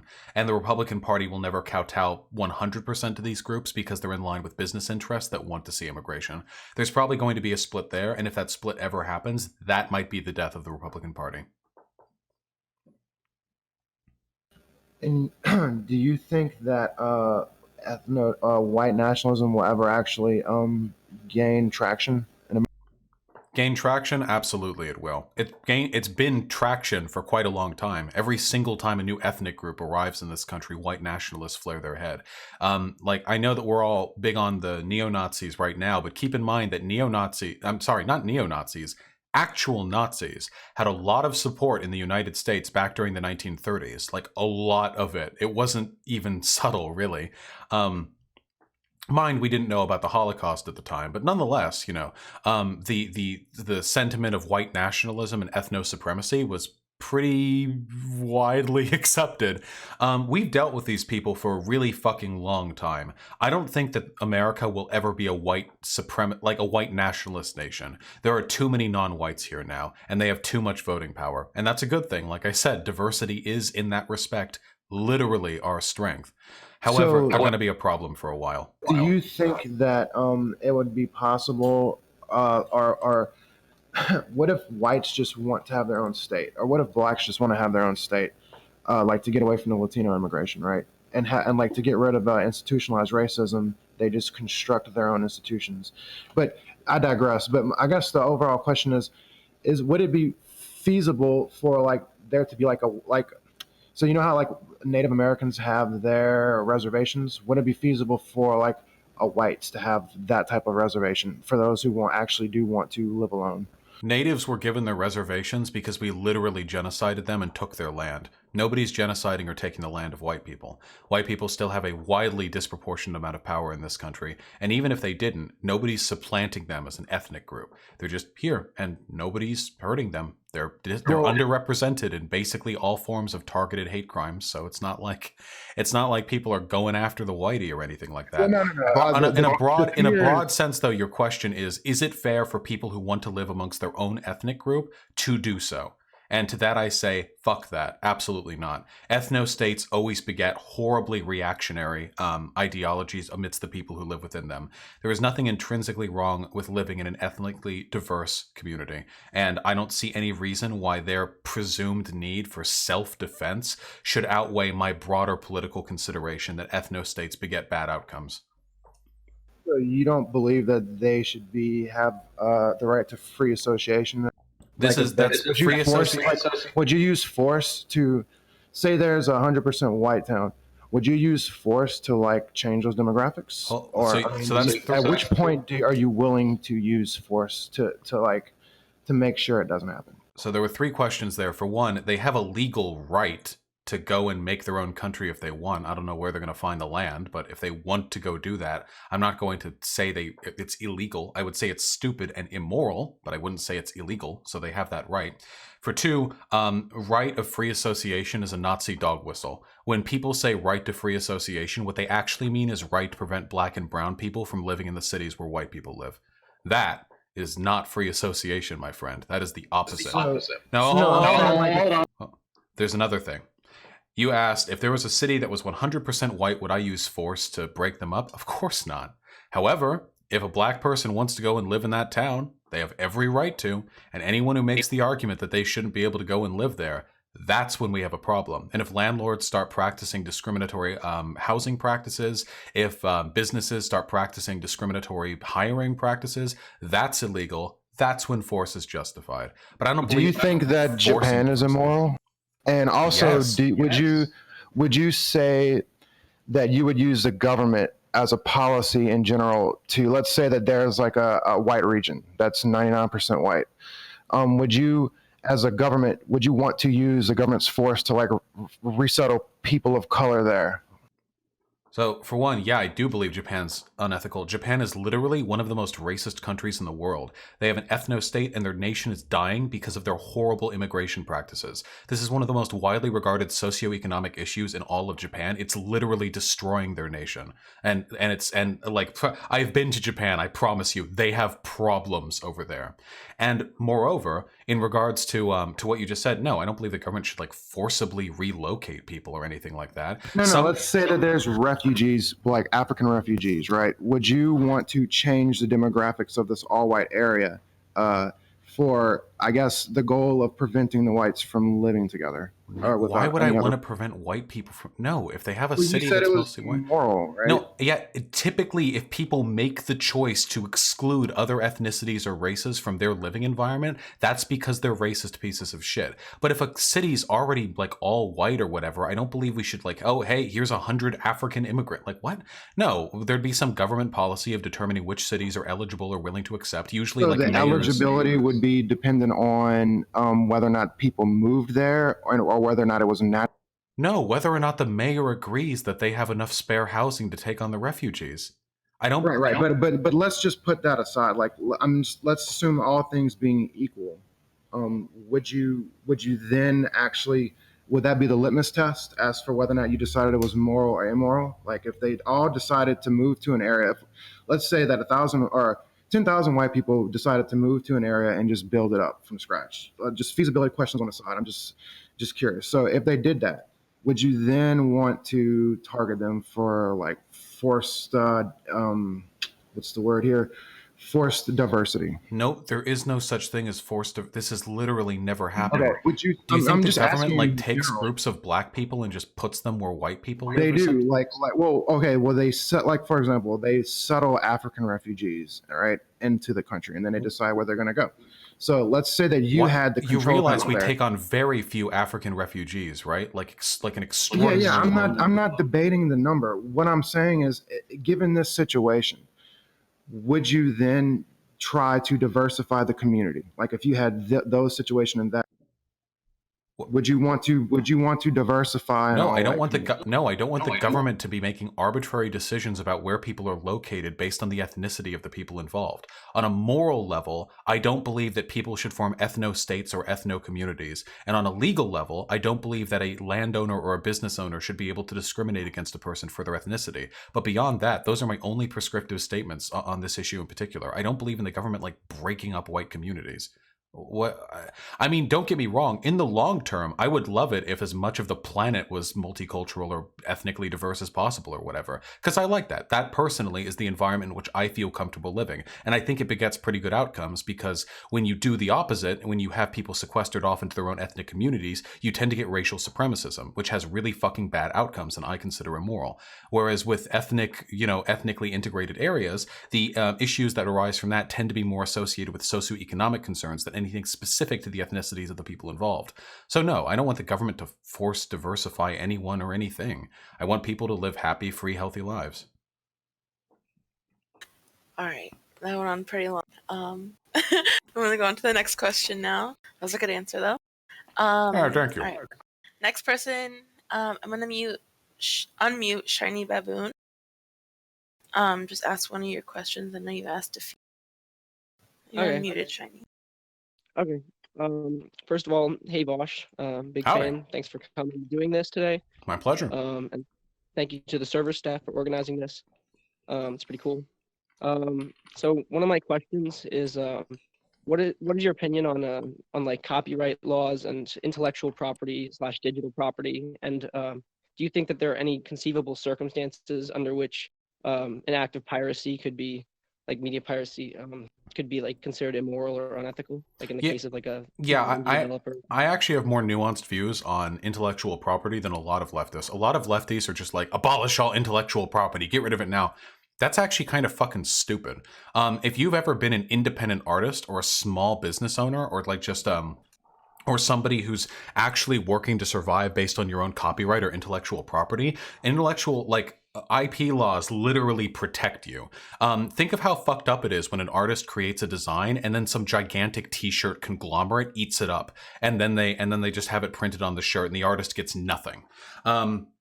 That's pretty fucking bad. I think that intellectual property is only corporate leftists say that. Suck my dick. Any artist online who's ever tried to make $20 off a commission cares about intellectual property laws. Anyway, sorry, that was Chad.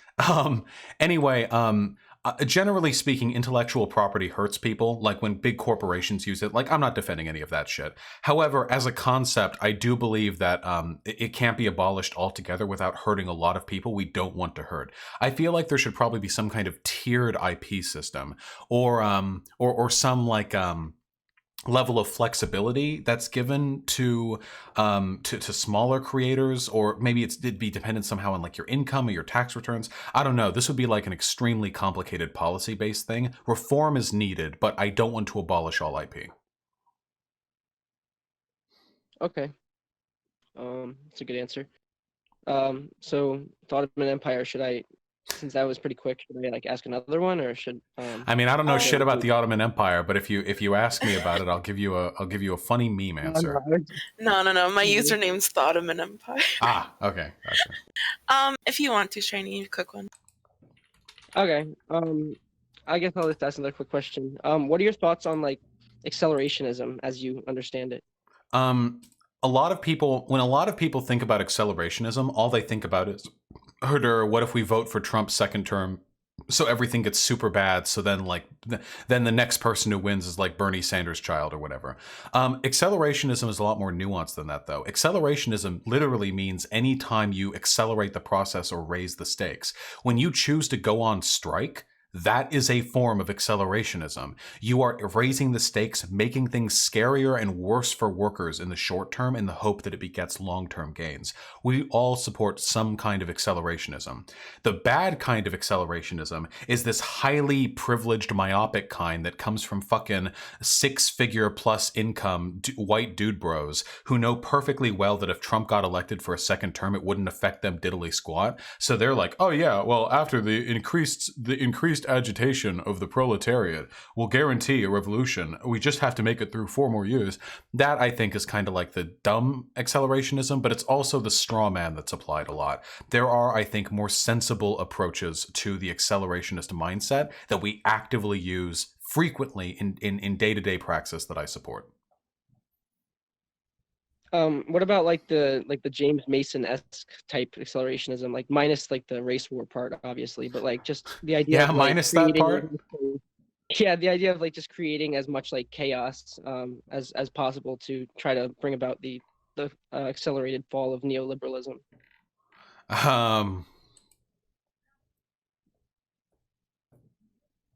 It can be done well. That's a very complicated question. It can be done well. Okay, fair enough. Sorry, I wish I could come like a hardline answer, but that's like some highly specific shit. You know what I mean? Yeah, I get what you're saying. It's pretty complex. Thank you, okay, comrade. I had another. No problem. I had another question, but I guess I can stop now if you want. Yeah, I got someone else that's lined up. Okay, no problem. Thanks for answering. Farewell, Thanks friend. for coming. All right, next person is gonna be Lamont. I'll mute him. All right, you're muted. Hello, test 1 2. Yeah, you're there and you're loud. What's up?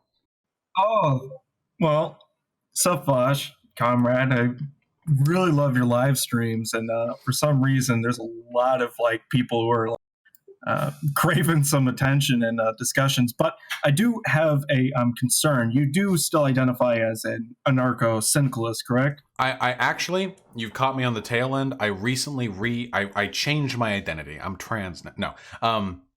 I now speak of myself as a libertarian socialist. It was pointed out to me that an anarchist is by definition someone who does not believe in a transitory state, and I do. So even though I often find my politics aligning very much more closely with anarchists than they do with most communist online social spaces, I just refer to myself broadly as a libertarian socialist. All right.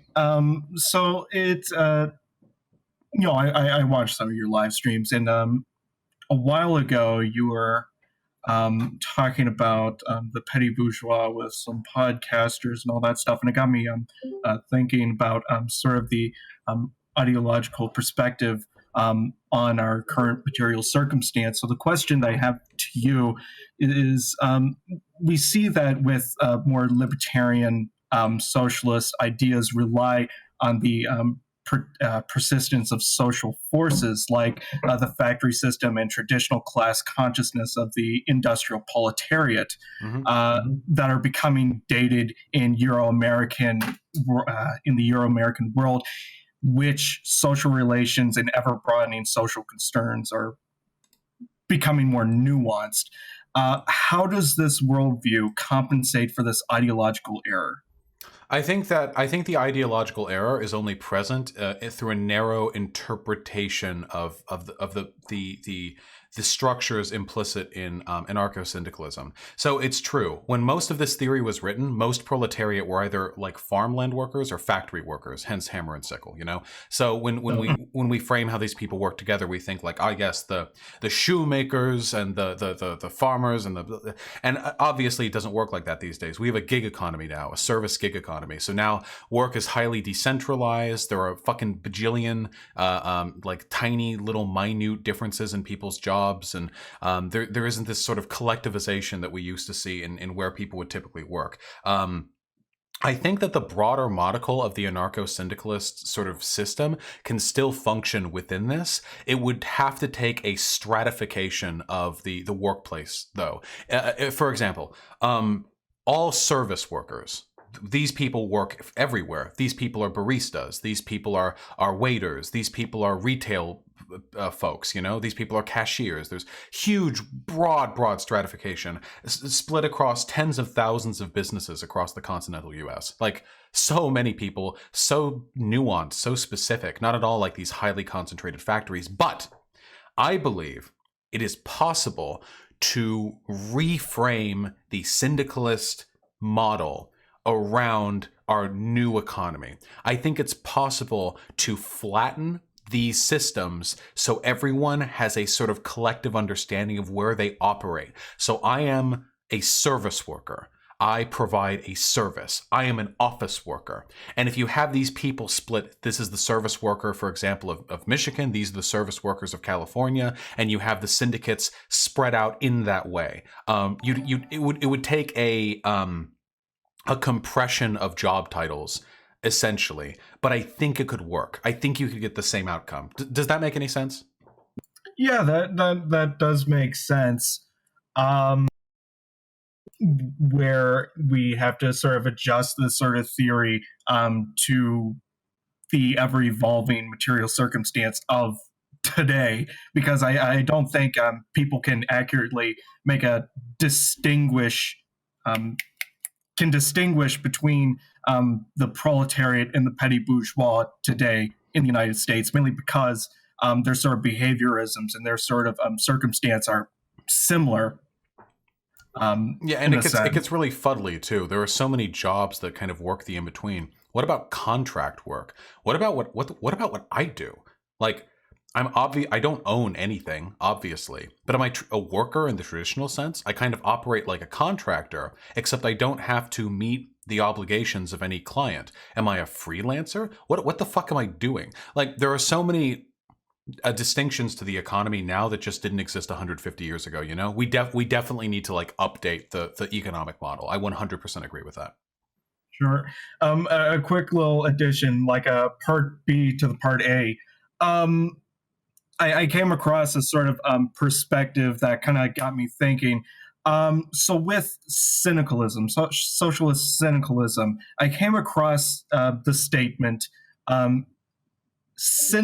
libertarian social or anarcho-syndicalism doesn't abolish the class of the bourgeois, but reinforces its behavior among the proletariat. What do you think about that perspective? I disagree strongly. When a workplace is democratically controlled, I don't believe there is any longer a bourgeois to speak of.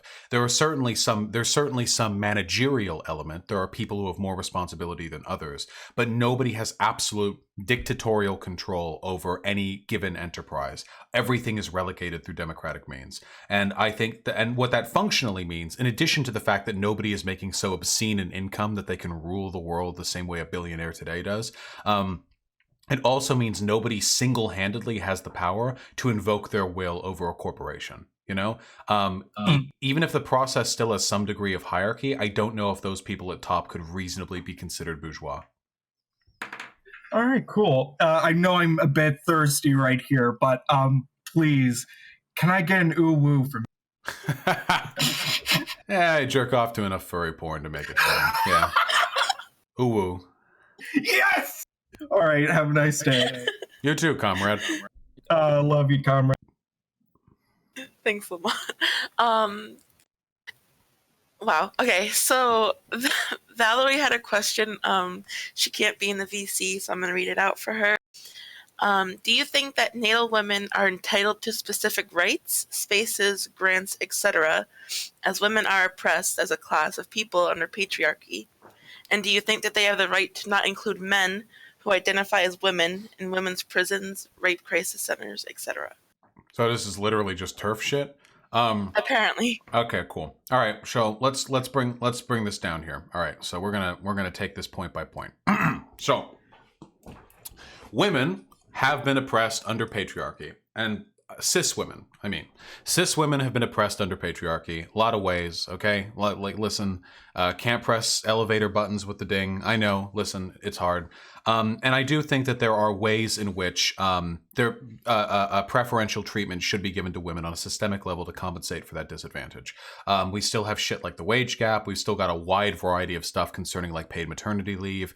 It's a big wide range, okay? I'm not invalidating the fact that cisgender women have experienced a lot of shit in the patriarchy. There is, however, a group that has experienced more shit under the patriarchy, and those people are trans women. Because trans women do not get treated with the respect that you do, sweaty.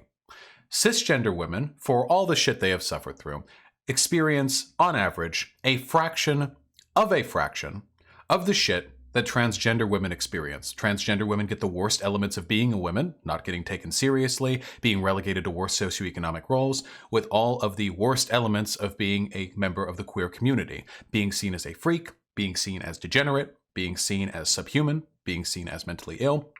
This is why trans people have such disproportionately high suicide attempt rates and murder rates, because they are treated far, far worse than cisgender women.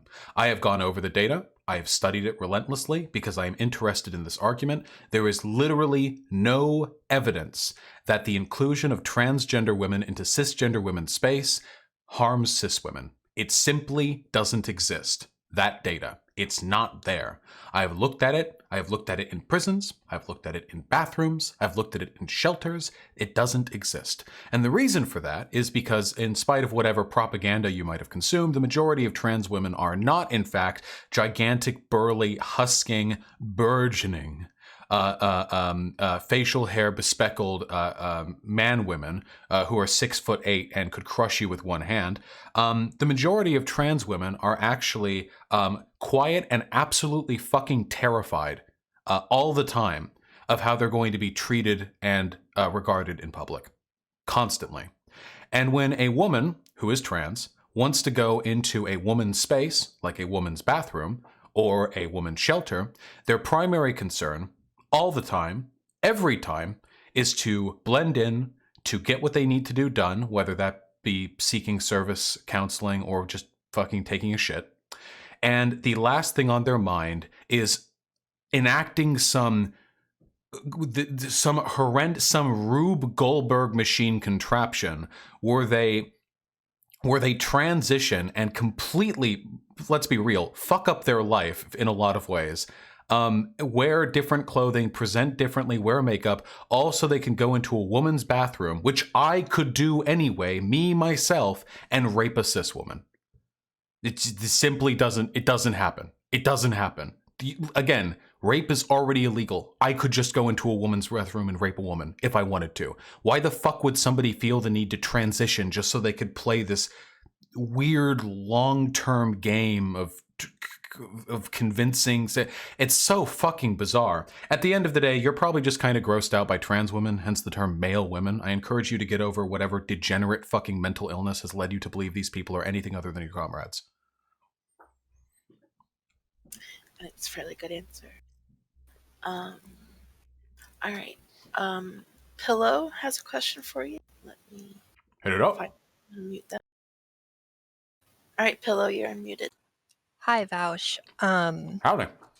Before I ask my question, and I'm from your Discord server, I love your stream. I just wanted to say that I have been in a factory that is extremely diverse, and they're just absolutely awesome. Like Jambo, my Swahili brothers, and Sawati, my Thai brothers, because they're just so great. And honestly, they work a lot harder than many of the lazy white pissants that worked there. I just want to say, I ain't got no problem with white folks, but I will say, I do believe that an openness to new and different things is a mark of a good and interesting person. And for that reason, it is the ethnically exclusionary spaces that cultivate not just only whites or whatever ethnicity we're referring to, but the worst of them. Yeah, I can agree with that. And it's funny that you just answered the turf thing, because I always actually almost cry, because if I, as an intersex person, were to state my existence to a TERF, they would literally tell me that I do not matter to the conversation. But anyways, on to my question. Do you think that after a anarchist revolution, which I do get behind, but I would be fearful of my safety being marginalized and poor. But what do you think of localized governments in a globalized socialist society? I'm very much in favor of it. Human beings were designed evolutionarily to live in tribes of a few hundred people. This isn't some weird, like, evolutionarily essentialist argument or anything. This is literally how our brains were constructed because we lived like this for hundreds of thousands of years. In those times, government was local. We knew our representative. Well, they weren't representatives. They were like tribe leaders and shaman, but we knew them. We knew them. They knew us. Everyone knew everyone. We can't get that anymore. There's no way to. It's not possible for the majority of people. There are just too many humans. And cities are too unique and wonderful in all they offer us, even if we have to lose a few things to participate in them. But the idea of working with local government, the idea of building a system which is receptive to the needs of their immediate local constituency, this to me is a tremendous, an essential goal. Alienation from political discourse is one of the ways in which we are kept down by the bourgeois. Everything is so abstract now. What, 320 million people vote, and then some guy in office 3,000 miles away from my house gets to decide some policy that will be enacted in 2 years. Oh, so broad, so vague. I know nothing. I know no one. But with local government, and I mean really local, not even just city, but maybe even more local than that, even boroughs, consisting of perhaps a few thousand people at the most. And this is doable. This has been done in previous societies before. This is not too complicated. Being immediately familiar with how things are going in your area, knowing those people, and maybe even them knowing you, that's a really powerful thing. And I would fight for that 100%. Yeah, I agree. And I wanted your take on the whole states' rights kind of anal about letting the states decide local laws, because I completely agree with this local government, but I feel that it often gets obfuscated by fascists who are super anal about states' rights. How would you counteract this? Yeah, I've had this problem before. When I argued with the distributists who advocated for like radical local central, like decentralization of government, and some people in my chat were like, "Oh wow, it's like anarchism," and I tried to argue like, "No, it's not. He's just trying to get away from federal protection of minority rights," and that ultimately is the point I would make. People pursue political positions for a reason. When people pursue states' rights, sometimes they do it because they genuinely don't like the idea of a federal government ruling over them with absolute power and no way of locally representing their interests. I agree with that, and that's one of the reasons why I like local representation. But a lot of the people who advocate for states' rights do it because they live in fucking dumbfuck Alabama, and they knew if they were freed from federal restrictions, they'd have Jim Crow laws back in foot in 20 years. That's the reason why a lot of them want it. That's why the distributist wanted his little locally organized cities too. I would argue that the reason why you're arguing for local government is because you care about the representation and constituency of the local population, not because you're trying to slip on by out of any sneaky federal legislation like you can't piss on black people on the street. All right. Well, thank you very much for talking with me. And before I go, I just wanted to say trans women are women and non-binary people are valid. But non-binary people aren't women. Right. I said they were valid. No, I know. I was going to make a joke that you shouldn't confuse the two. Okay, yes, no. Okay. Okay. Thank you so much. I enjoyed speaking to you. Thank you, Philip. All right, next person is going to be Dago. Let me unmute him. Hello. All right, Dago, you're unmuted.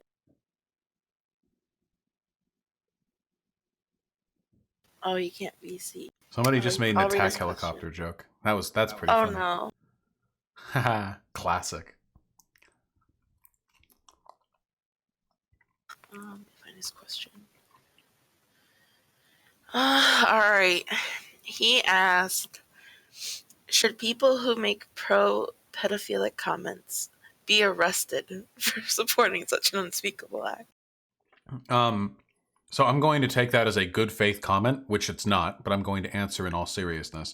No, I don't believe. I believe in freedom of speech. I don't believe the state should be able to arrest people for advocating support of things, no matter how disgusting they are. If you are, however, planning to engage in an act like that, or you are doing anything which indicates that you may have in the past engaged in such an act, I believe the state is at that point well within its rights to open up an investigation or even arrest a person. But no, if you start arresting people just because they say they support disgusting things, I mean, where would that leave the alt-right? You guys really want that?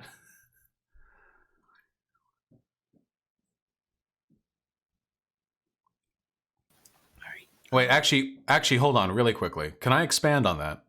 Yeah, go for it.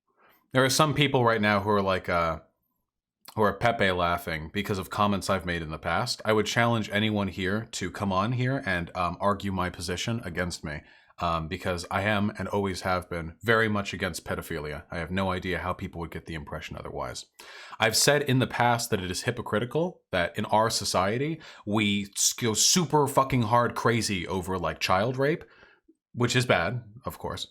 And then we completely ignore systems of oppression which lead to the exploitation and sometimes slavery and sometimes rape of literally millions of children abroad.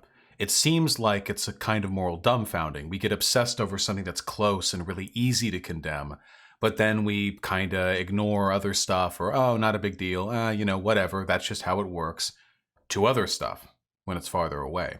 And that hypocrisy to me is disgusting because I believe all children should have the right and freedom to grow up in an environment where they are safe and healthy, secure, and given access to education and free from the worries of prying hands of older people, whether they be perverts or capitalists.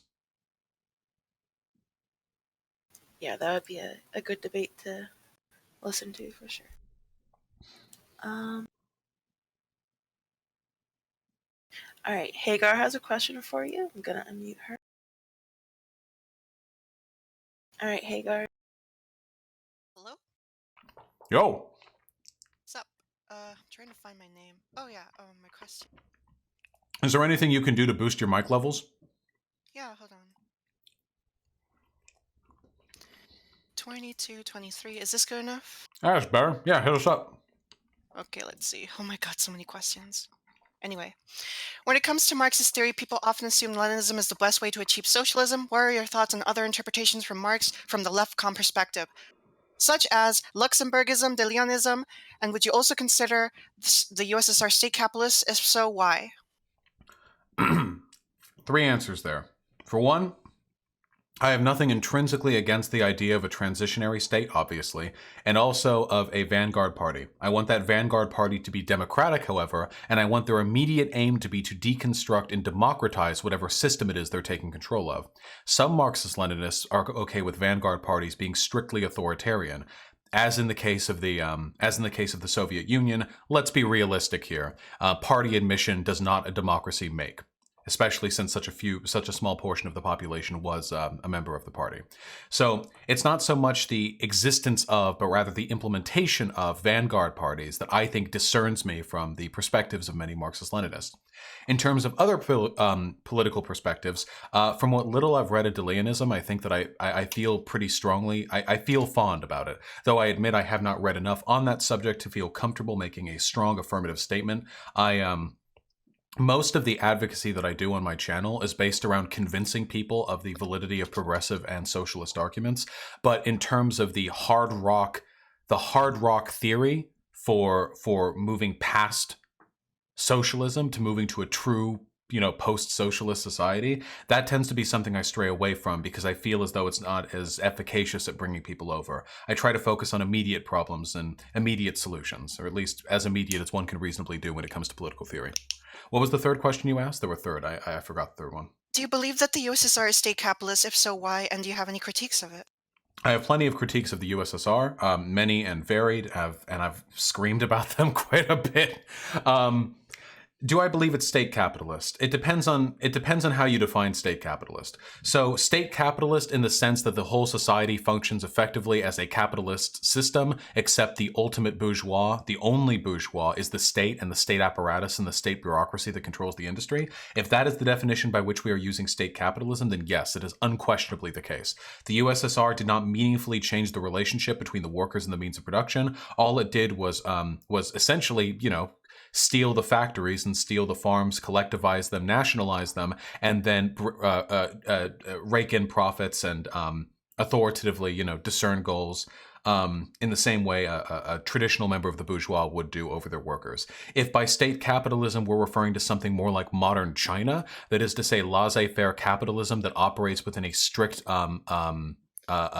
regime policy system, then the USSR would not fit that model. I think that state capitalism can fairly refer to both systems, though both systems are extremely different. So whether or not we want to decide, we should probably come to a conclusion which one state capitalism means, because I've heard it used for both. Finally, in regards to the Soviet Union, with criticism, fuck me, where do I begin? Okay, the illegalization of homosexuality, the existence of gulags and slave labor, the existence of literal fucking commissars and KGB who are spying on political dissidents to send them to said gulags, the fact that it was for a great deal of time controlled by Stalin, who was, let's not split hairs here, a bloodthirsty fucking maniac who, by the way, terrible writer, and also had sex with like a 14-year-old. So come on. Ew. Yeah, right. Yeah, he can have anyone. Like, why? If you're the leader, like anyone. Okay, but anyway, highly authoritarian, highly dictatorial.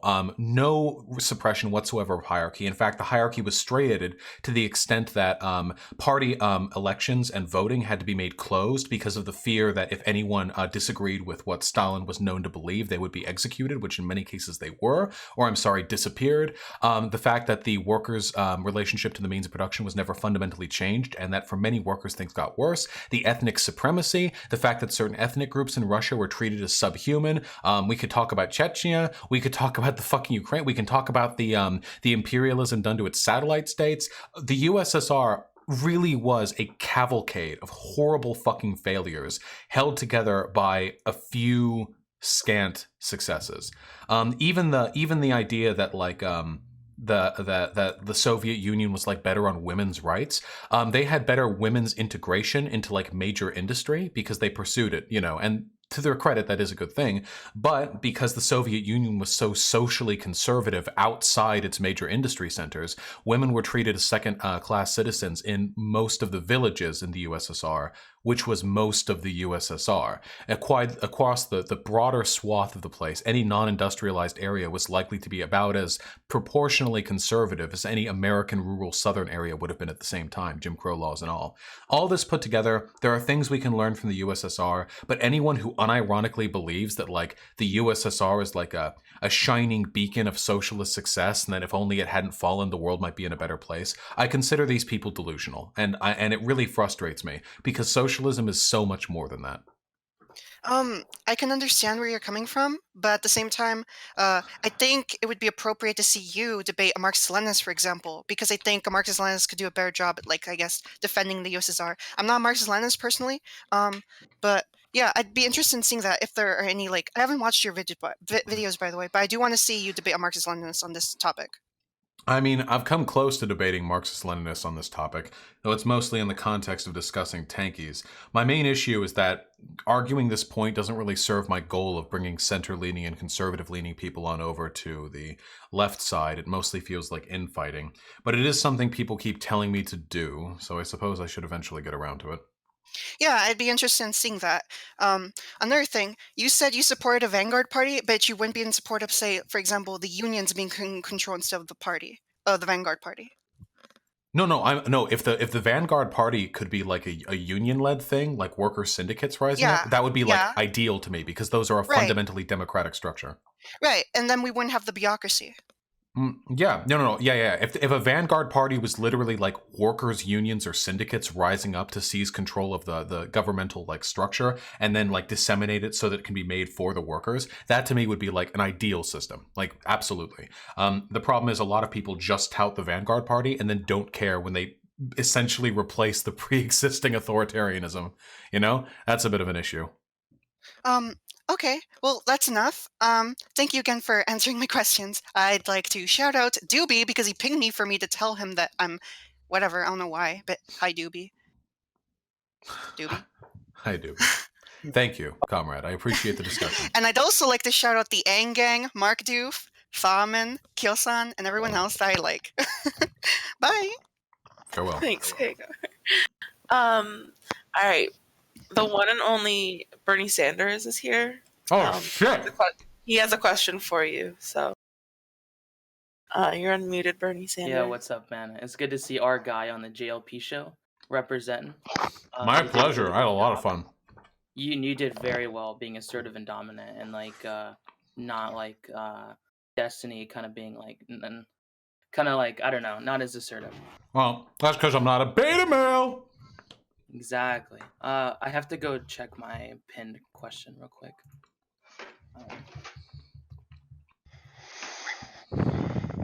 Okay, I said, what is your opinion of market socialism, or just like a society where that is socialistic and has like a free market? I am a market socialist. I don't believe in a free market. I actually believe in a very heavily controlled market. But I advocate for this very strongly. I like markets. I do think, I know my chat's going to cringe out of their fucking skull, but that's because they're thinking of laissez-faire capitalism rather than the concept of markets, which have been around for thousands of years.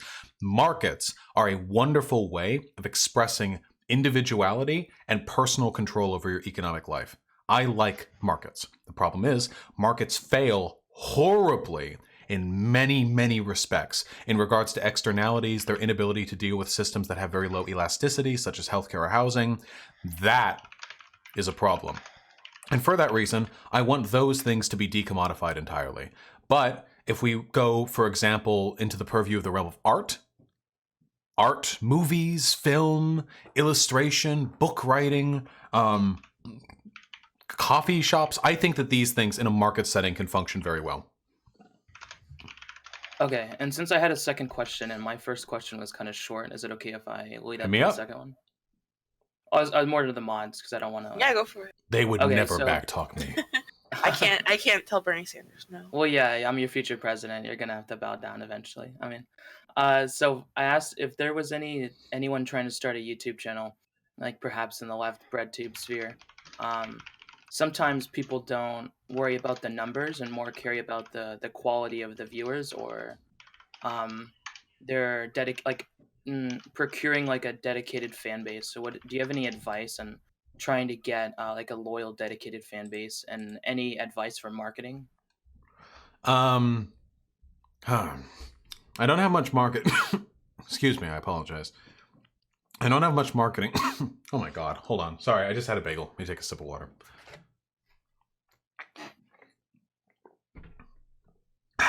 Beautiful. I don't know much about marketing. I've been very fortunate in my exposure. I'm very, very thankful for how things have gone down in my regards. When it comes to creating good content, that's on you. But when it comes to creating a dedicated community, having a Discord server is super helpful. That interconnectivity, the ability to speak to people who care about you.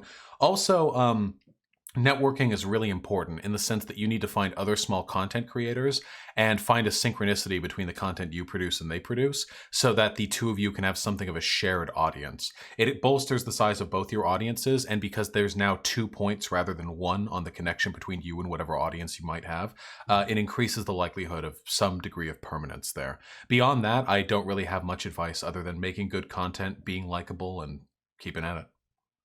What's your opinion on like shilling?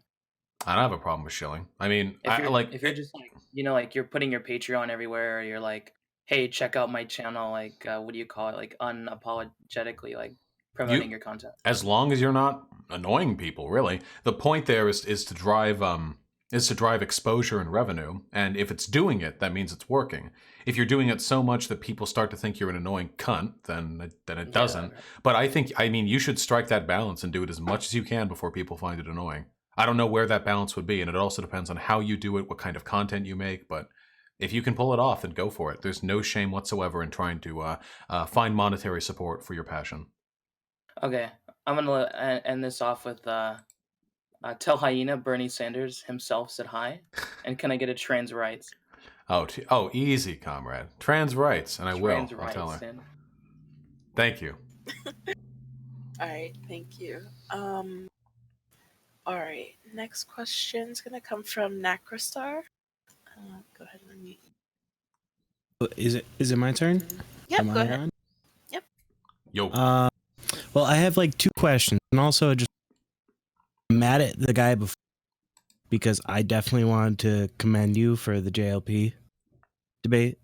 Oh, it was So I'm my all mad pleasure. that I got some he was decent right exposure before off me. it too. How can I complain? Yeah. Well, anyways, I have two questions. The first one is more you can elaborate more on it. When it comes to trans individuals in sports, do you think there's a level playing field between trans and cis individuals after HRT and or SRS surgery? I don't know if SRS surgery has much to do with it, apart from like how vulnerable you are to getting smacked in the cup. But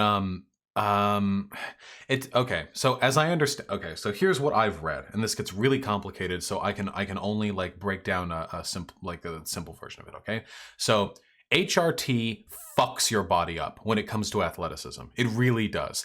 Cisgender men are objectively athletically superior to cisgender women in almost every case across the board by a wide margin for the sports we currently have. There are some sports where this is not the case, but for most sports we consider when we think of sports, this is the case. Now, that leads a lot of people to believe that trans women who were assigned male at birth have an unfair advantage. However, many of the advantages which are brought about by experiencing what is typically referred to as male puberty are destroyed through HRT. Muscle density, bone density are the two huge ones. Your lung capacity, I'm pretty sure, sees a bit of a decrease. Your ability to recover quickly from injuries is affected by your testosterone levels, so that's affected as well. There's a lot of stuff that's affected very heavily by HRT. And to my knowledge, after 2 to 3 years of sustained HRT, most trans women will fall within an acceptable range of athletic performance of athletic cisgender women. The only issues are this: there are a few things that that HRT doesn't fix or doesn't like alter. Height is one. Wingspan is one. It doesn't bring muscle density and muscle strength all the way down to what it would be for a cisgender woman on average. And there is also the lung capacity, I'm pretty sure, doesn't correct to the same extent either. And there are still some degrees of androgen sensitivity that might lead to a slightly higher level of muscular recovery.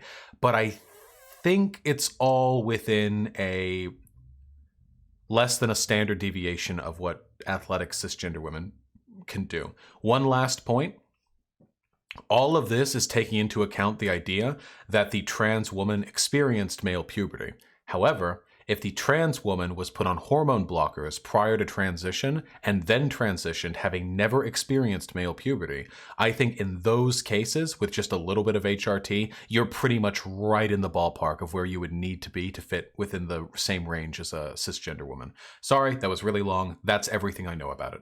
Nope, that was perfect. I actually really was looking at that exact subject. So yeah, the only thing I would say, there is some ambiguity because like the height and bone density stuff can be a little bit of an issue when it comes to cisgender and trans women, because trans women will on average have small advantages there. However, to my knowledge, the degree to which trans women have an advantage in those respects specifically puts them close enough to the average performance of athletic cisgender women that it wouldn't be unreasonable or unfair to include them in athletic performance. I think that it would be fair. 2 to 3 years of HRT. okay, and I think that actually didn't like the Olympic, I forget the exact name, but some committee was like, yeah, you need 2 years HRT minimum and like a specific testosterone level to even participate. Yeah, I think the testosterone levels are the thing they currently test for because it's like an easy across the bar thing. The problem is that apparently leaves out some cisgender women. There are some cisgender women who have really high natural testosterone levels and really high natural levels of androgen sensitivity. And apparently these cisgender women are getting excluded from competitions just because of their what is effectively incredible genetics, you know? So it's all very weird and warbly. Do you think that's like a good thing or a bad thing? I don't know. There's no fairness here. That's kind of the fucked up thing, right?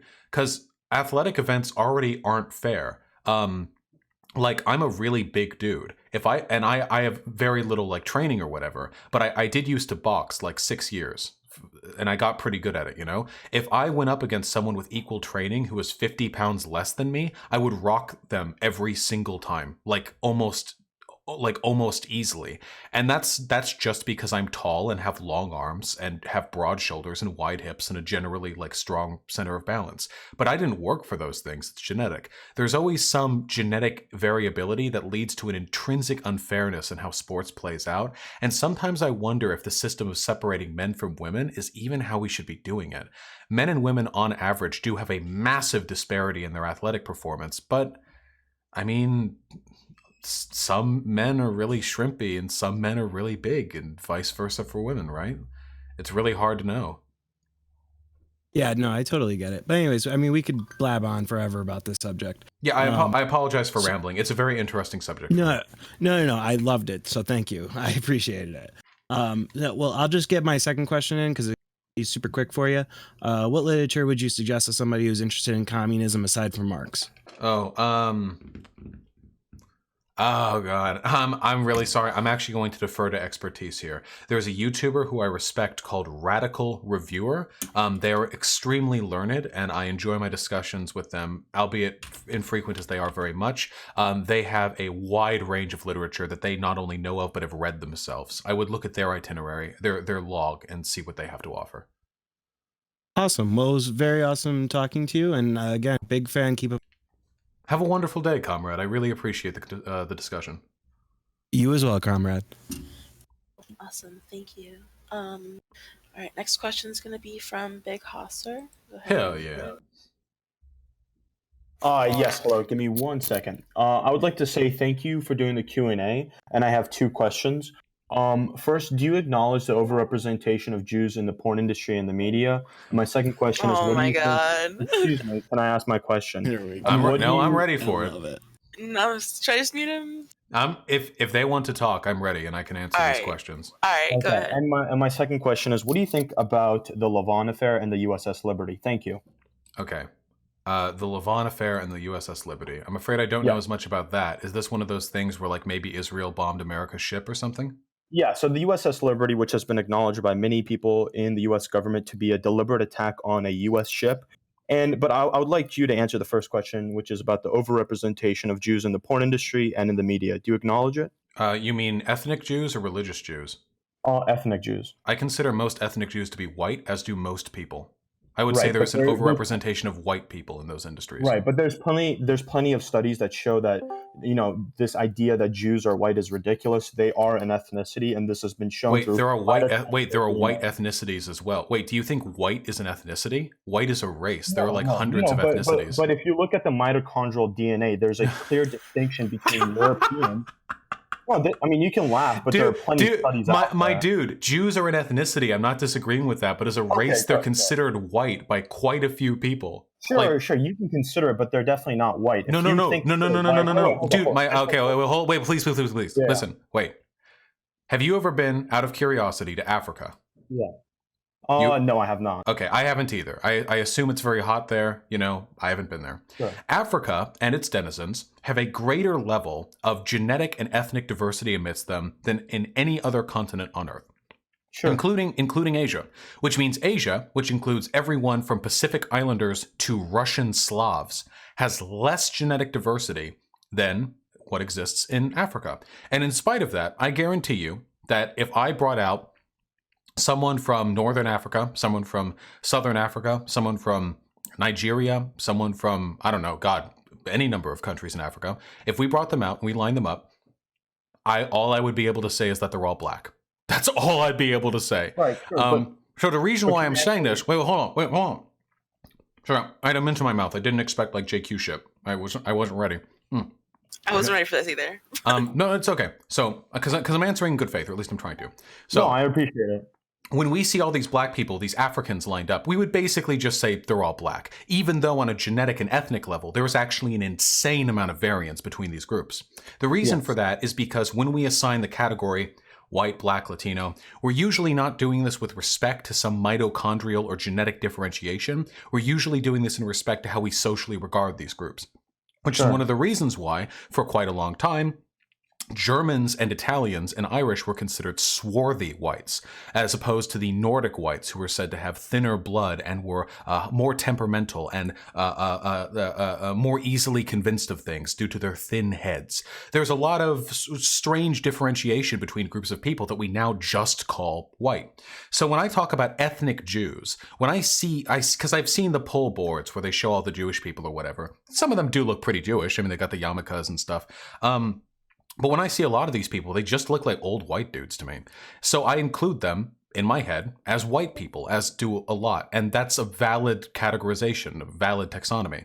So I would say to you that there is an and this is true, Jewish or not, an overrepresentation of white people in essentially every single industry, every single form of business, banking, media dissemination in existence in the Western world, disproportional to the population of the nations in which these industries exist. Sure. So you can say that, you consider them to be white, but if you ask these individuals, or you ask them, or look at what they've said about their family lineage, they clearly say that they're ethnically Jewish. I mean, you can believe that Jews but are you white, can be white and call yourself German. That's fine. If you ask white people what are you, they'll be like, oh, I'm German, oh, I'm English, oh, I'm Italian. They do the exact same thing. Why is it different with Jews? But if you truly believe that Jews are white, then would you also acknowledge logically that the Holocaust was a white genocide? No, because it wasn't targeted against white people. It was targeted against a specific religious and ethnic group, the Jews. But if you want to say, like, was it white people targeting white people? Yeah, a lot of the Jews that died in the Holocaust were white. Have you seen the pictures of them in the camps? They really don't look much different from the Germans standing outside the fence. But just in that statement, you do acknowledge that there's a distinction between, what I would say Europeans and ethnic Jews. I mean, Jews have been in Europe for thousands of years. I'm not denying that. That's not the point that I'm trying to make. And I know that they've interbred. But again, can you please, do you acknowledge the point I'm arriving at, you've unveiled the hypocrisy here, my friend. Yes, it's true that a lot of Jewish white people say they're Jewish. A lot of white people also say they're German or Polish or whatever. I did that. My old username was Irish Laddie. I'm white. I'm barely even Irish, and I did that. People tend to take some form of pride in their ethnicity because there's culture attached to that ethnicity. So with that being said, the point that I am getting at here is, are there a lot of ethnic Jews that are up there in banking or porn or whatever? I would never disagree with that. Of course not. Because that'd be very silly of me. However, the implication you're making from that statement, and this is the implication Nazis rely on, is that because there's a disproportionate number of these people there, that's because of some conspiracy, which is at broader aims to destroy them. I'm not a Nazi. I'm not a Nazi. Well, then I ask you this. Why be concerned with the disproportional exposure of one particular white ethnic group midst all of the disproportionately exposed white ethnic groups in the higher echelons of banking or porn or whatever? Right. Again, so that my premise, or what I truly believe, is that Jews are not white. And the reason why I have a fixation, like you asked, is because when you look at the porn industry, or whether you look at the media, I think that it's important to realize that there's a disproportionate amount of a disproportionate group, right? And if there were Germans, or let's say, hold on. So let's say that there are a bunch of white nationalists, right, that were in a specific industry. Would you not say that those individuals, or the group, the white nationalist group, would have a say in how that industry would function? You're doing it again. What does the fact that there is a disproportionate number of a given ethnic group in an industry have to do with white supremacists being in an industry? Not all Jewish people are Jewish supremacists. You're doing the Nazi. It's not. Wait, but that's the problem. You just said you're not a Nazi when I said that the implication to saying that Jews are overrepresented in these industries is that there's a conspiracy. But then you gave me an example that equivocated them to white supremacists. No, okay, so let me give you a better real world example, which I've observed, right? So if you look at the top 10 biggest donors on OpenSecrets.com, they have an extensive research where they've, tracked out who the biggest donators for the RNC and DNC are. And what you clearly see is that the top 8 out of the top 10 biggest donors happen to be ethnic Jews What's this deep research? Like a poll thread? Zionists. No.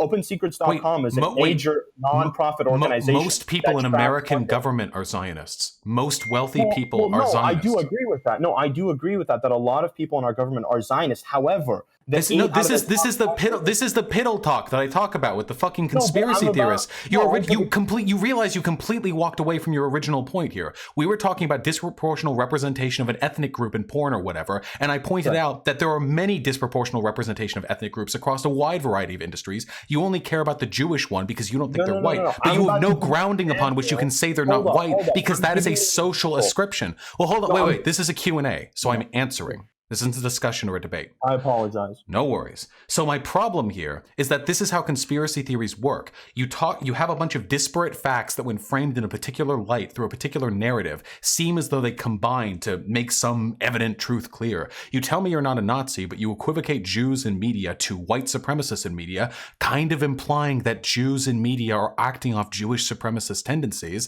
and then you deny that implication, but then you follow it up and say that most of the major donors to both parties are Zionists and Jews, which indicates that you do believe there's some conspiracy. This double talk you're engaging in, this backtracking, this lying, it's cowardly. Why not just openly say what you genuinely believe, that there is a conspiracy of Jewish people who are trying to destroy the white race in America by prioritizing certain policies, whether that be open borders, immigration, cultural degeneracy? Why not just be open with the things you believe in so I can directly attack those positions rather than trickling it down, asking about the USS Liberty and whether or not I think there are a lot of Jewish people in porn?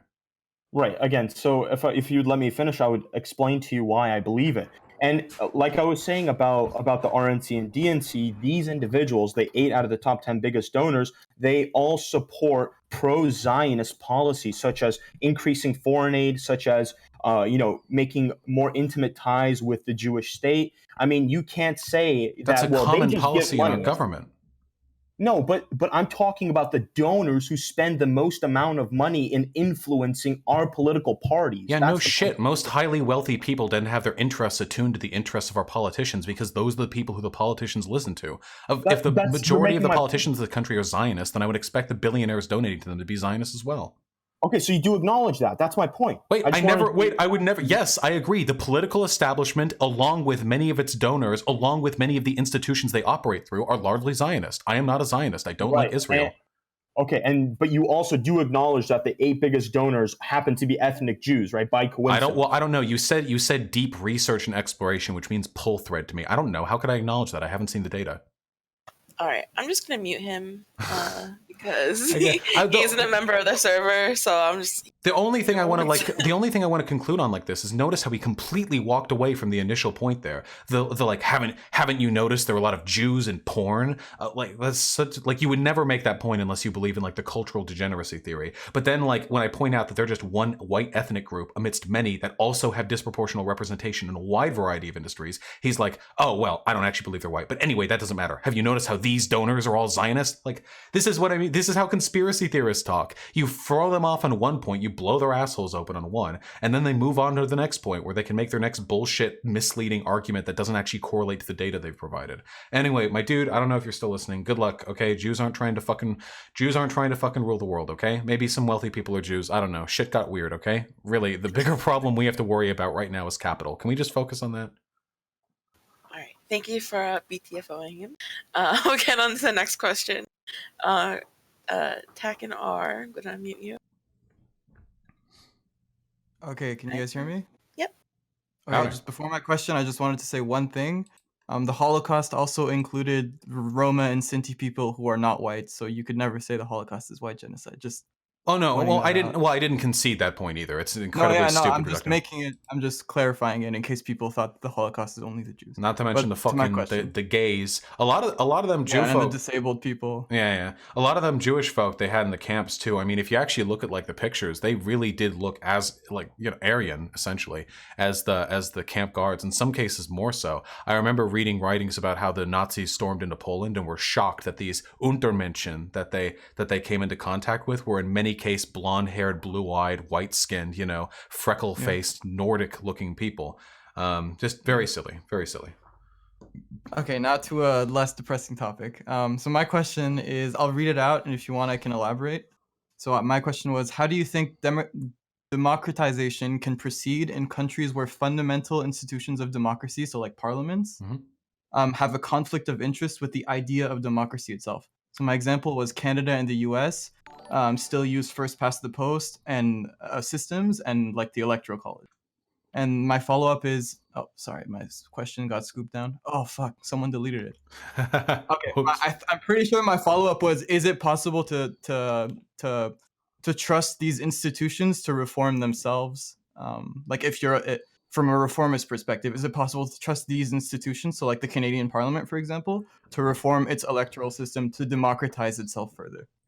I don't think so. I don't really have much faith. I believe that all power fundamentally comes from the bottom up in all instances. And there are some ways to abstract that power. So for example, I don't think that boycotts are a very good way of like fucking over a company because it's very difficult to coordinate boycotts in a way that meaningfully fuck over a company. However, it is nonetheless the consumerate which has the power to, should they choose to, fuck over a company through other means, whether that be canvassing, voting, or throwing Molotovs through windows. Whatever the case may be, we have a similar system here with the Parliament. Parliament is, or Congress, however you want to fuss it out. Ultimately, there is an intrinsic willingness on the part of the members of that parliament and Congress and what have you to adhere to whatever systems it was that got them in power in the first place. If you were brought into power based on a particular voting system, you will never want to change that voting system because you already know you can win with the one that exists now. You have no idea what's going to happen if a new voting system comes through and mixes the game up and prioritizes votes in a different way. First past the post voting is one of the most abhorrent, disgusting, undemocratic conceivable systems that I have ever had the displeasure of learning of in my entire life. And the fact that it still hasn't been reformed after its problems have been known for perhaps at this point a century is revolting to me. Yeah, would you oh sorry, go ahead. No, please continue. So based off of, because I totally agree with what you said on first past the post, would you say that a country that uses first past the post electoral system is not a democracy by any stretch of the imagination? I have a stretch calling anything that we really live with right now a democracy because so rarely is the interest of the working people represented in what's voted through in Congress and what have you. Okay. Like I have difficulty really because a true democracy there would be a 1-to-1 ratio between the average will of the proletariat or the population and what actually gets passed through. Obviously, nothing is ever going to be that good, and also what the proletariat wants isn't necessarily always the right thing. It's easy to imagine a popular but nonetheless stupid economic policy that economic advisors should wisely say we shouldn't, engage in. But otherwise, yeah. In regards to first past the post voting, it obscures and destroys legitimate democratic voting to such a horrendous extent that I might actually be willing to say that it's like that like a democracy cannot function with that system. And I don't think that our current democracy functions either. So I think that's consistent with my current principles. So that leads well into my second question. So since you think that it really like erodes any like democratic system, at least at the electoral level imaginable, right? Would you say that a reformist approach to first past the post and getting rid of it is even possible? So is it possible to work within or with a first past the post based parliament to get rid of first past the post? Would you say it's possible? With pressure from a strong third party, yes. I feel like if there was if a strong, it'd be I guess like the Lib Dem party no, not the Lib Dem, sorry. What's the left party for Canada? The NDP? The NDP, yeah. You're Canadian, right? I am. Yeah. I imagine that if like the NDP or if there was some new like sort of like Justice Democrats thing or like a split party that that operates within very safe districts so they know they're going to be reelected no matter what voting system they use, if that party was able to push for it and maybe even get it reformed on like a local level first, I think that might be possible. I don't know if it would ever be possible to expect, even with an enormous amount of public pressure, for an existing hegemonic Congress or Parliament to change something like that. Okay. I'm wondering, this is the last question, and it's really quick because I don't really know that much about the US, but are there any candidates or parties who are like in favor of moving first past the post in the electoral college and stuff like that? I haven't No. really been following. It's not discussed at all in this country. Okay. It's Well, it's thank you, just that's it's all. just not. I've never seen this brought up in Congress, not once in my life. Okay. Well, thank you. That's all I got. Okay. Hey, have a good one. Also, is it Vosh or Vaush? How do you pronounce it? It's Because I don't Vosh. know anything about you. Funnily enough, I only watched your ContraPoints video 2 days ago. It's Vosh? Yeah, it's Vosh. Vaush is typically what people who don't like me call me. I don't know why, but they seem to have settled on it. Did you enjoy the ContraPoints video? It's been getting an absurd number of views relative to the normal amount I get. Yeah, I enjoyed it because I was too hesitation. busy to follow the drama. No, it's the only video from you I've watched, so yeah, it was good. It was pretty good. Well, I appreciate that, comrade. It's and I good hope on you have a good day. 1.25 speed. Let's just say that. Gotcha. Okay, Yeah, thank they you. all That's tend to it for run me. long. Have a good one. You too. All right, thank you. All right, one of our mods has a question to ask. Hit me up. Rothschild. Hello, Vosh. How are you? Yeah. So, I watched a few of your videos, etc. And from what I understand, you're an anarchist, not anarchist, a libertarian socialist, as I said. Mm-hmm. So, me, as a right-wing Israeli, I wonder how, foreign people who are libertarian and socialist see the kibbutz system.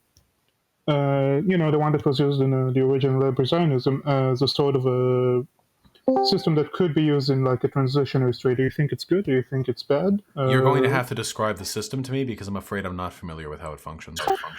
Okay, basically it's a system where small groups of people congregate around it's basically where a small group of people congregate around a general area and they build a small town, and around it are also a bunch of small towns, and each town creates a certain sort of good. And all of those towns are connected to, some sort of a general council of all the towns. And it's communistic because all the wealth is shared and all the work is shared. Yeah, I do actually remember. I do know that for there were socialistic elements to some of the earlier Israeli settlements. Though I am afraid I'm not familiar enough with how they were invoked for me to be confident, like ascribing any sort of favoritism towards them. I will say this: I don't have a problem at all with the concept you've laid out. I do know, however, that if my history is correct, typically after those communal settlements sort of branched out, that was when the settlement line for Israel would encroach further into Palestinian territory. So No. The kibbutz system was what do you call it? It was pre-Israel. It was during the Ottoman Empire, right? Okay, well, in that case, then I have principally no issue with it as you have described it here. Okay. I have to leave, but I wish you a nice day, and I hope you enjoy this. Of course, and I am. I hope you have a wonderful day, comrade. Thank you. Moderator, can you give me just 30 seconds? I have to go use the restroom. Of course, take your time. All right. Be right back, folks.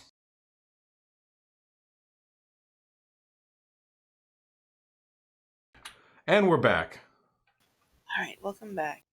We're gonna be hitting the 3-hour mark at the end of the hour, so I'll just take a few more questions from people. Hit me up. Thank you for your time. All right, Slivertongue has a question for you. Let me unmute him. All right, Sliver, you're unmuted. Hello. Howdy. So I don't really know much about you, and since there's a lot of people that sound like they have the American kind of English, I gotta ask: are you in the U.S. or Oh somewhere yeah, else? I'm pretty American. Yeah. Okay, okay. So a few questions related to the American political system. Hey, hit me up. Do you hate right wingers? No, not really.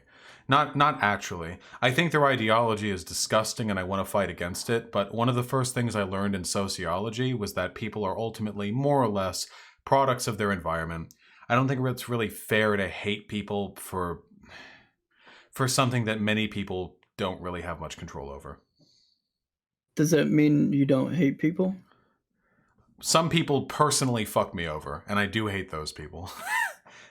Well, Hate is a okay. personal thing for me. I am not fond of their ideology, but I can't hate a person for believing a wrong thing. Okay, well, I was just curious if you hated anybody, because if people are just a product of their environment, and so you can't hate them, but then you do hate some people. I think hate and is they're a still people. I think hate you is a know. very unproductive emotion that doesn't really lead to much good. So in a systemic, political, broad ideological sense, ideally I would hate no one. But on a personal level, I am fallible and there are some people I dislike very much. Okay. Do you have any right winger friends? No, I eschewed all of them once I realized I was moving further to the left. So would you be friends with a right winger? I don't think I could, no. My for one, I mean, my job is so politics oriented. Like the fighting would be constant, but also I consider many right-wing values not just to be a difference of opinion, but also a fundamental ideological divide between whether or not we should be compassionate towards people, help them, aid them, or whether we should not. And that, I think, is so severe a difference, I couldn't really be friends with another. Do you think right wingers don't care about people? I think right-wingers tend to support policies that indicate they don't care about people, yes. Whether or not they personally care or don't care doesn't really matter to me. The outcomes of their opinions tend to lead to a harsher world, though. All right. Do you consider Hillary Clinton to be left-wing? No. I mean, the left-wing, right-wing thing is super, like, fucking subjective, and it depends on where you're standing. You know, like, something in Europe might be a little bit more left-wing, and in America, everything is right-wing. You know, but no, Hillary Clinton has been one of the most obsequious, stubborn establishment Dems who has only barely met the progressive standards necessary to be considered a viable candidate in the modern elections. I don't consider her left-leaning at all. Do you believe that any current presidential candidates are left-wing? Yeah, I do genuinely believe that Bernie Sanders is an actual socialist. He's done enough stuff in his past, enough activism and organizing. He so frequently speaks of the rights of workers. He so frequently, like his proposal to have a share of businesses be owned collectively by the workers there. I think he's an actual socialist. I don't know how far he could go policy-wise if he was elected, just being the president, you know? But I do believe he's really left-wing, yeah. Do you see much of a difference between democratic socialist and socialist democrat? Yeah, totally. Democratic socialists want the means of production to be seized for the workers. That's a huge societal upheaval that requires the elimination of the bourgeoisie as a class, like that it no longer exists, which would probably involve some sort of violent revolution or a very strong government takeover, at the very least a social upheaval that this country hasn't seen since the Civil War. Whereas being a social democrat, you functionally keep the system as it exists. The power relations stay the same. You just make things nicer, better, more functional, more humane, which is better than the alternative, I guess, but I think the system itself needs to be changed. Which one do you think Bernie Sanders is? I think Bernie Sanders pushes for SOC-Dem policies, like social democrat, but I believe that he is personally a democratic socialist, as he calls himself, though he could never get away with any democratic socialist policies because that would involve warfare with the bourgeoisie that a president can't really sustain without getting Epsteined in office. So you believe that he's stated that he is that? Yeah, I believe his policies aren't, he is. I think the only reason he calls himself a socialist is to destigmatize the term. Okay. All right. Thank you. Hey, my pleasure, comrade. All right, thanks, Sliver. All right, Wavy, I'll unmute you. You can ask. I'm ready. All right, let me pull it. Oh, shit. Sorry. No worries.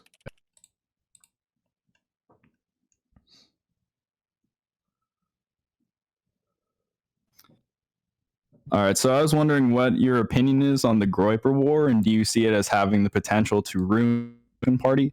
And which outcome best helps the left electorally? And is there a leftist type of thing similar that we leftists could be undertaking right now? Okay. So I don't believe the Groyper War is a good thing because in the specific instance we're talking about here, the neo-Nazis are correct. The policies that people like Charlie Kirk or Ben Shapiro push for, these as they call it, conservative Inc. policies, these do inextricably lead towards the ideological conclusions the neo-Nazis hold. So if you believe, for example, like Ben Shapiro, that Western civilization is under threat by a plot of cultural Marxist academics trying to destroy everything that the Western civilization have built, and also immigration is bad, and also Muslims are dangerous, and also, if you believe all of these fucking things, and then you turn around and say, oh, I'm not a Nazi, I'm not a racist, like, nah, fuck out of here. The only reason Ben Shapiro ideologically distinguishes himself from the neo-Nazis that he's helped to propagate is because he's A, Jewish, and B, because it's in his financial interest to not walk that line. With that being said, just because the conservative Inc. folk have been hypocritical in that they don't take their positions to their ideological conclusion, which is a white ethno-state, that doesn't mean the Nazis are better, or the Groypers or whatever you want to call them. The Ben Shapiro Republican types are already bad, and to take their ideas and take them to their logical conclusion makes them worse. So that's all very bad and such. I don't know how much the left can really take advantage of this, and I don't think that it's a very good thing, because no Nazi is going to be convinced by Ben Shapiro, but Ben Shapiro fans can be convinced by Nazis. That's how radicalization tends to work. Ben Shapiro at least pretends to be a liberal rather than a fascist, which is what he actually is, and because he pretends to be a liberal and advocates for ostensibly liberal policies, liberalism is never going to sound attractive to a neo-Nazi. There's nothing he has that means anything to somebody who's been radicalized that far, to any Groyper folk. So what this is inevitably going to do is bring a lot of attention to the alt-right and bring a lot of people over until inevitably Nick Fuentes gets banned off YouTube and has to go live out his Nazi days on Telegram or Gab or wherever the fuck else people like him go after they're done. It'll burn out eventually, I think. I don't know if there's anything equivalent that we can really do. The closest thing we have is what the Justice Democrats have been doing with mainstream Democrats, but that's obviously nowhere near the same. The Justice Democrats, the squad, are not even close to being as far left as the Nazis are far right. And they're also not capable of putting pressure on in the exact same way.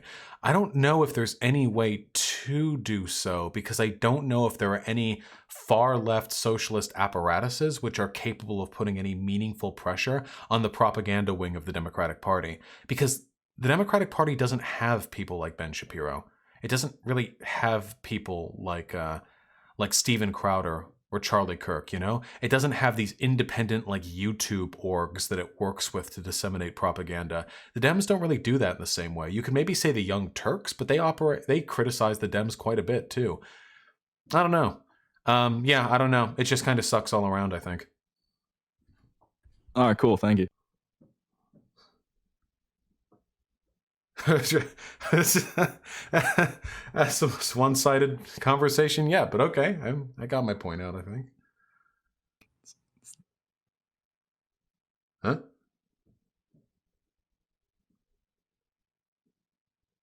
Hello?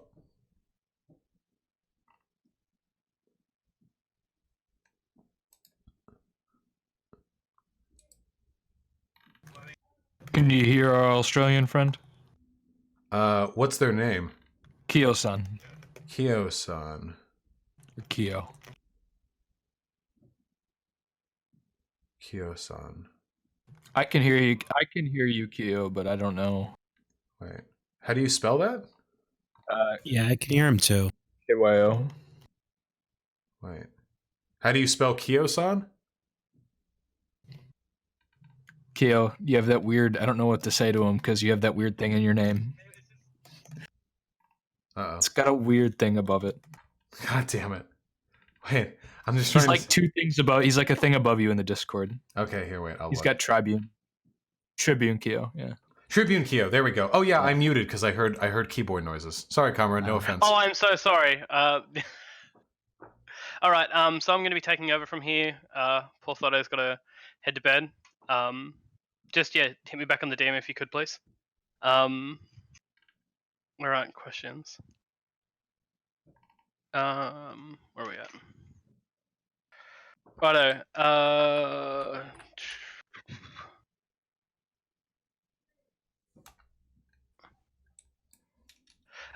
Sophis made you around? Apparently not. Uh-oh. Uh-oh, Pescatios. That's okay. I'm here. Dirty, for do you the- want to pose your question now? That's my question. So how do you feel about polyamorous or polygamous relationships, specifically as they are like applicable to maybe the larger swaths of the population rather than just maybe a minority of people? Do you think people can operate in this way and be like, fine, will relationships fall apart if the majority were polygamous or polyamorous? Yes, I love actually discussing this. Yes, I do not like monogamy at all. Now, mind you, I'm not opposed conceptually to people doing whatever it is they want with their time or life or love. I'm not arguing against that. What I am arguing against, however, is this very, very much socially constructed idea that the ideal relationship is exclusively between two people, and then they can only have sex with one another, and they must be locked off into their own little box house where they must raise their children alone unless maybe they have an aunt or an uncle who's willing to help from time to time. This nuclear family dichotomy is an extremely toxic and subversive one, which hurts people in many, many ways. I am polyamorous. For polygamous stuff, I don't like marriage very much personally. I don't really care. But in terms of polyamory, I think that it's possible for people to take satisfaction and enjoyment from a wide range of relationships, and people should have the freedom to explore that. But moreover, a society which is oriented around the expectation that people sort of find love or relationships communally rather than singly or dually, I think this is a healthier one than the one we have today. It used to take a tribe or a village, one might say, to raise a child. You know, that it takes a village to raise a kid. There's even a saying about it. But nowadays, again, we raise children in these little locked off communities. Myriad social and interpersonal problems are caused by the economic burden that a child placed on just two parents, sort of inflicts. Myriad social problems associated with the expectations concerning sexual monogamy. These things are a real issue. I would love to see a restructuring of whatever civil union program we have, whether you call it marriage or not, to open up its doors a little bit, to broaden itself somewhat, and allow people to form more meaningful, legitimized relationships outside the monogamous duality.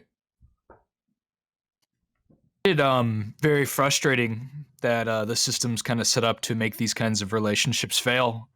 And then even beyond that, people will shame those who partake in such relationships. So they'll be like, oh, these people are always unhappy. Well, how would you feel if like your parents, your family, and everyone else around you is telling you what you're doing is wrong?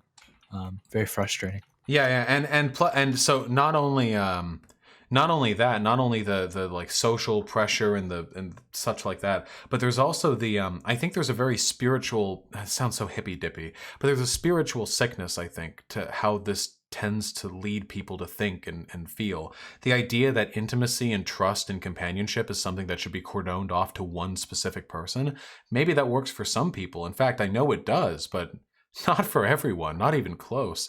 And it's weird that that really does seem to be the only option for a lot of folks. Locking you in a, I guess, I don't know if I'd say social, but I'll say social cage almost. In Yeah, some yeah, capacity. definitely. All right, thank you for answering my question. I appreciate it, Vosh. Of course. I hope you have a wonderful day, comrade.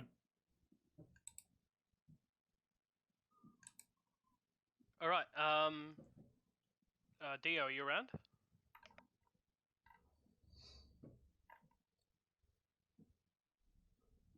Hello? Can you not hear me? Howdy. I just want to point out to chat, by the way, that the turf I responded to earlier is now whining in chat saying that turf is a slur. So that's a good one. All right, yeah, hit me up, comrade. Hit me up. All right, so I have a question. Let me just see what it was. Okay, sorry about this. Sorry, guys. Not at all. Where was it? So you have two questions, one on AC. Oh, sorry, go. So, I have a question on your belief about allying ourselves with right libertarians for open borders and the impact borders have and its discourse in left spaces. So basically what I don't agree with right libertarians on like the vast majority of things. But I think that open borders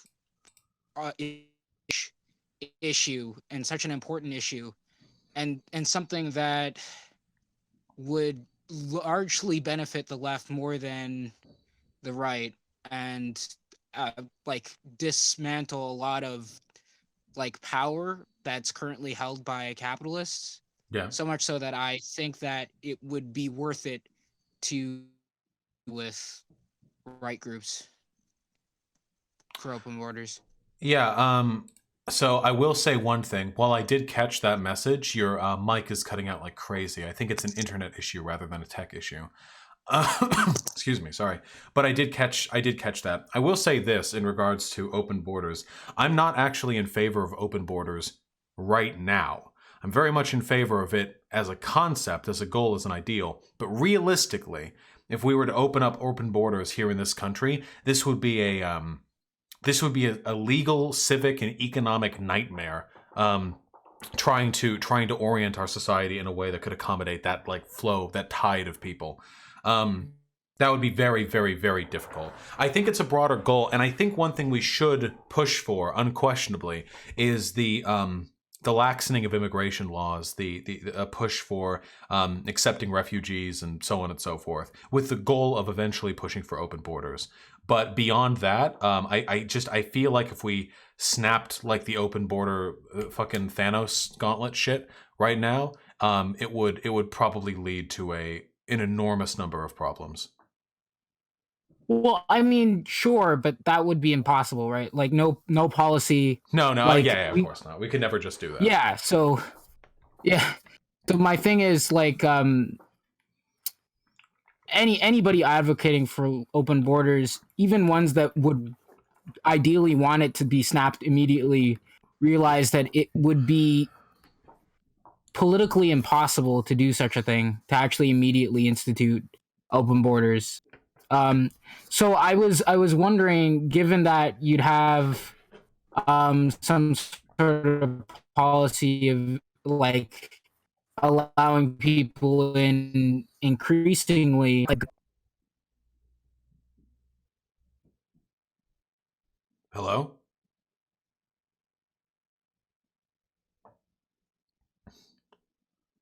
Hello? He appears to have muted himself. Yeah, with all hello. Oh, hello. Yeah, I'm afraid that your latency is causing some pretty severe mic issues. I apologize terribly. Would it be possible for you to type your question out and have another answer it? I'm having a little bit of difficulty parsing the phrasing. Am I better now? Possibly, but it cuts in and out intermittently. Yeah. Yeah. Sorry. I'll just type. I think my question is already typed. Yeah. Can I respond to the question I believe you just asked, but I'm not entirely sure. Yeah. I'm very much in favor of. Yeah.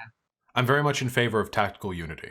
I'm very much in favor of the idea that even if you broadly disagree with someone, you can work with them on one issue. I could work with Ben Shapiro on not being a fucking Nazi.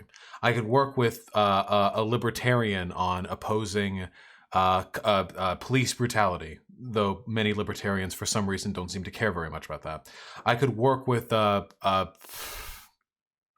I don't know. I can work with people with whom I have differences. I can work with liberals on progressivism. I can work with authoritarian communists on defeating capitalism. I'm in favor of all of these things. If working with people who I consider to have odious political and economic views means that I can bring about a more ethical, efficacious immigration policy in this country, I'm here for it.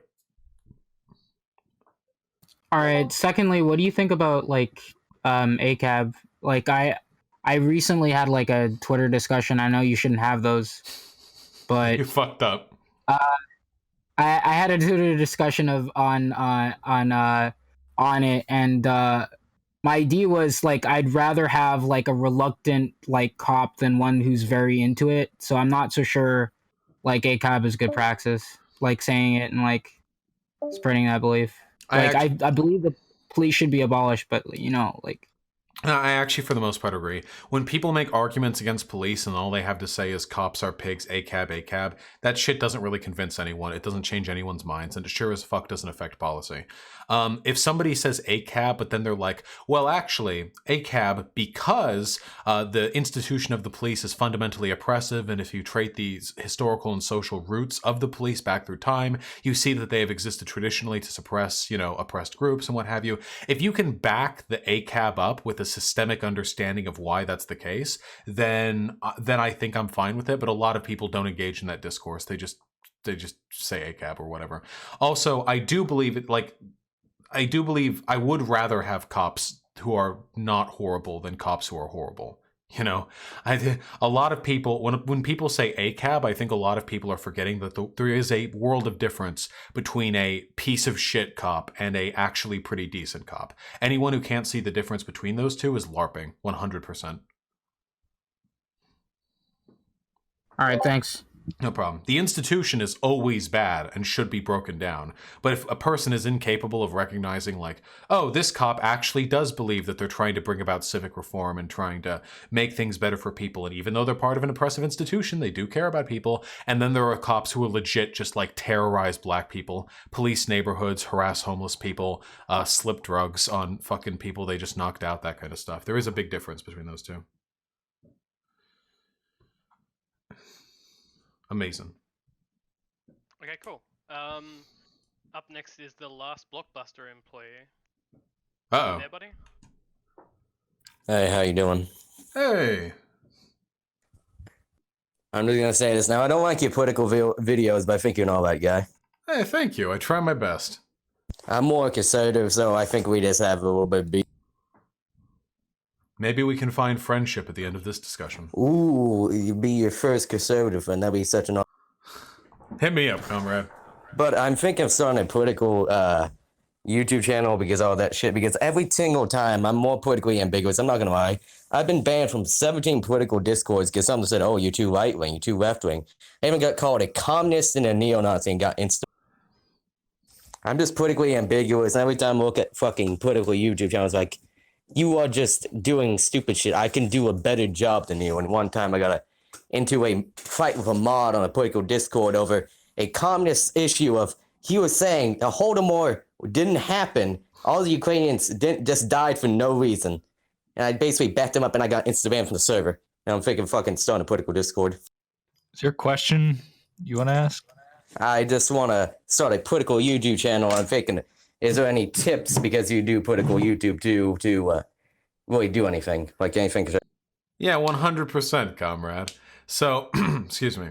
So if you're going for that dissonant, the all over the place politics, the hitting people where it hurts, no matter where they are in the aisle, what you should probably do is some more confrontational channel. Okay, you got to do them video reviews like what I do, or you got to do the fucking the debates, all right? You got to hit them the fuck up. For making a YouTube channel, honestly, start that shit, create a Discord, create a community, and begin, I would say, probably either by making a video calling someone bigger than you out, which everyone will be bigger than you because you just made the YouTube channel. I know.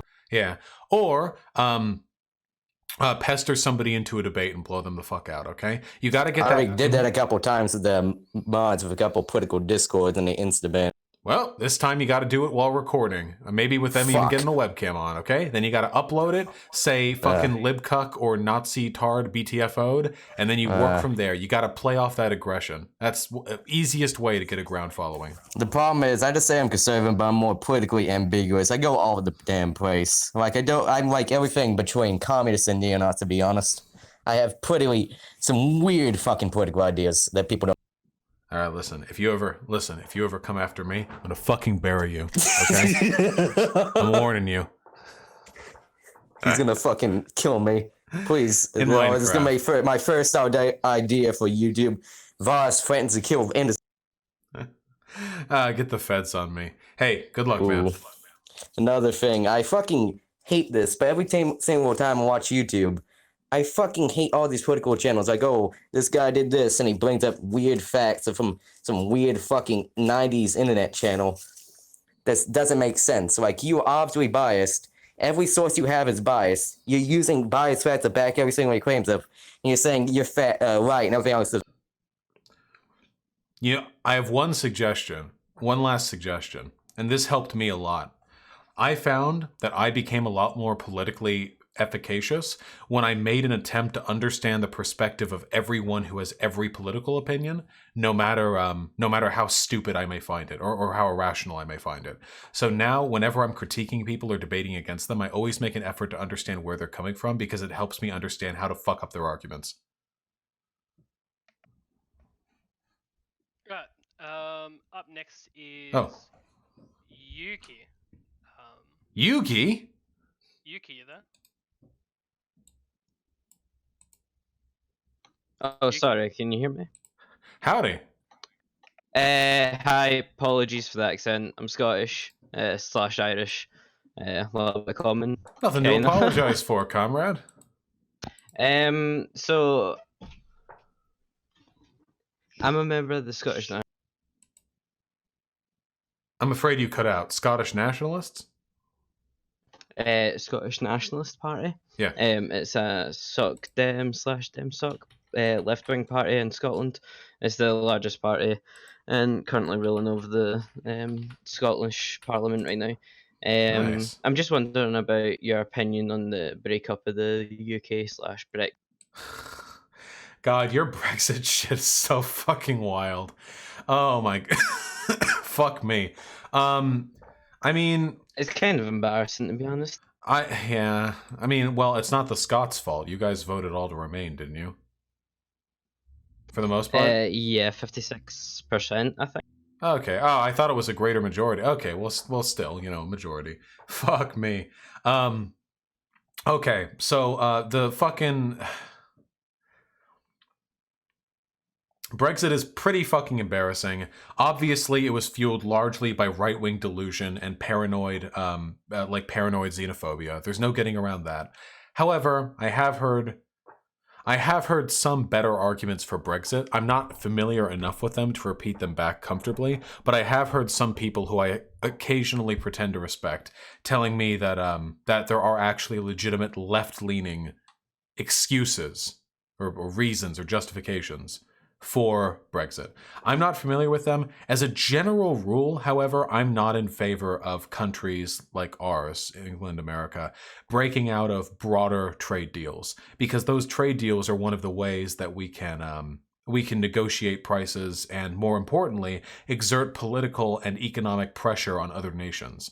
And because I am American, I do want us to be in the TPP because it was how we could impact, China. And because you are Scottish, I imagine that the inclusion of the United Kingdom of England into the European Union would have been helpful in other respects, like negotiating trade deals. Also, maybe putting pressure on Turkey. I have no idea.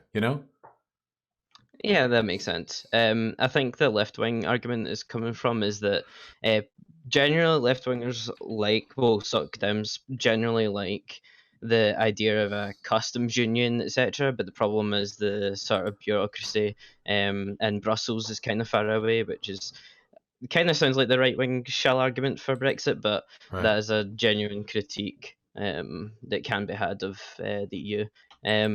I'm more coming from the point of I'm wanting it's kind of a loaded term, nationalism. Yeah. But I'm coming from the point of view that I would like Scotland to be independent and break up from the UK, just due to how likely it is the Conservatives, will win the next general election that's coming up at the 12th of December, and the growing power that is the Brexit Party. Yeah, at this So I was just point, wondering I if- think you guys should just fuck England. Just fucking end them. Break up. Have unfavorable trade deals with them. Just punish them for their stupid ass mistake. Okay, please, just do it. I wish. My problem with that though is that there's Are you familiar with Thatcher at all? Sorry to keep rambling. No worries, comrade. Do you know Thatcher's policies or anything about her neoliberal? Yeah. I mean, I know about neoliberalism, austerity politics, individuals, not society. I know a good bit about Thatcher. I'm afraid you cut out, comrade. Can you repeat that? Apology, shite internet. That's all I wanted to ask. Just an additional point, I was going to ask about your general thoughts about sort of right wing media slash non-political media, sort of the tendency to spread, like the Facebook news about not banning political content, which obviously favors right wing capitalists and stuff like that. I think that right now the system we have for the dissemination of information, and I mean everything from the 24-hour news cycle to the way Facebook news works to the way information is disseminated on YouTube. No matter where you go, my opinion remains the same. This is a thoroughly unworkable system that will cause the downfall of society if it continues to operate in the way it has up until this point. We, as a society, literally cannot survive if half of the population has a different version of reality than the other half. Not that they disagree over issues, but that they have a different version of society. Right now, in the West, right-leaning people have a different version of society. They don't see what I see. Their facts, their data, their statistics, all of it. I mean, coined beautifully in the term alternative facts. It's a fiction. It's impossible for me to communicate with these people because they don't operate on the same reality that I do. Not to say all liberals are like fucking perfect analogs of rational empirical reality either, but still, it's a big problem. I don't know what needs to be done about this, but something needs to be done about it. That's all I really have to say. Okay, thank you. Thank you, comrade. Have a good one. Okay, so up next is Mod Monkey. You there, Monkey? Hit me up.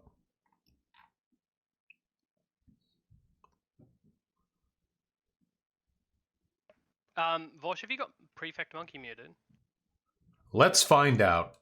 Yep, y'all sure do type a lot. All right, here, we got it. Okay, so it's not so much a question as just a clarification.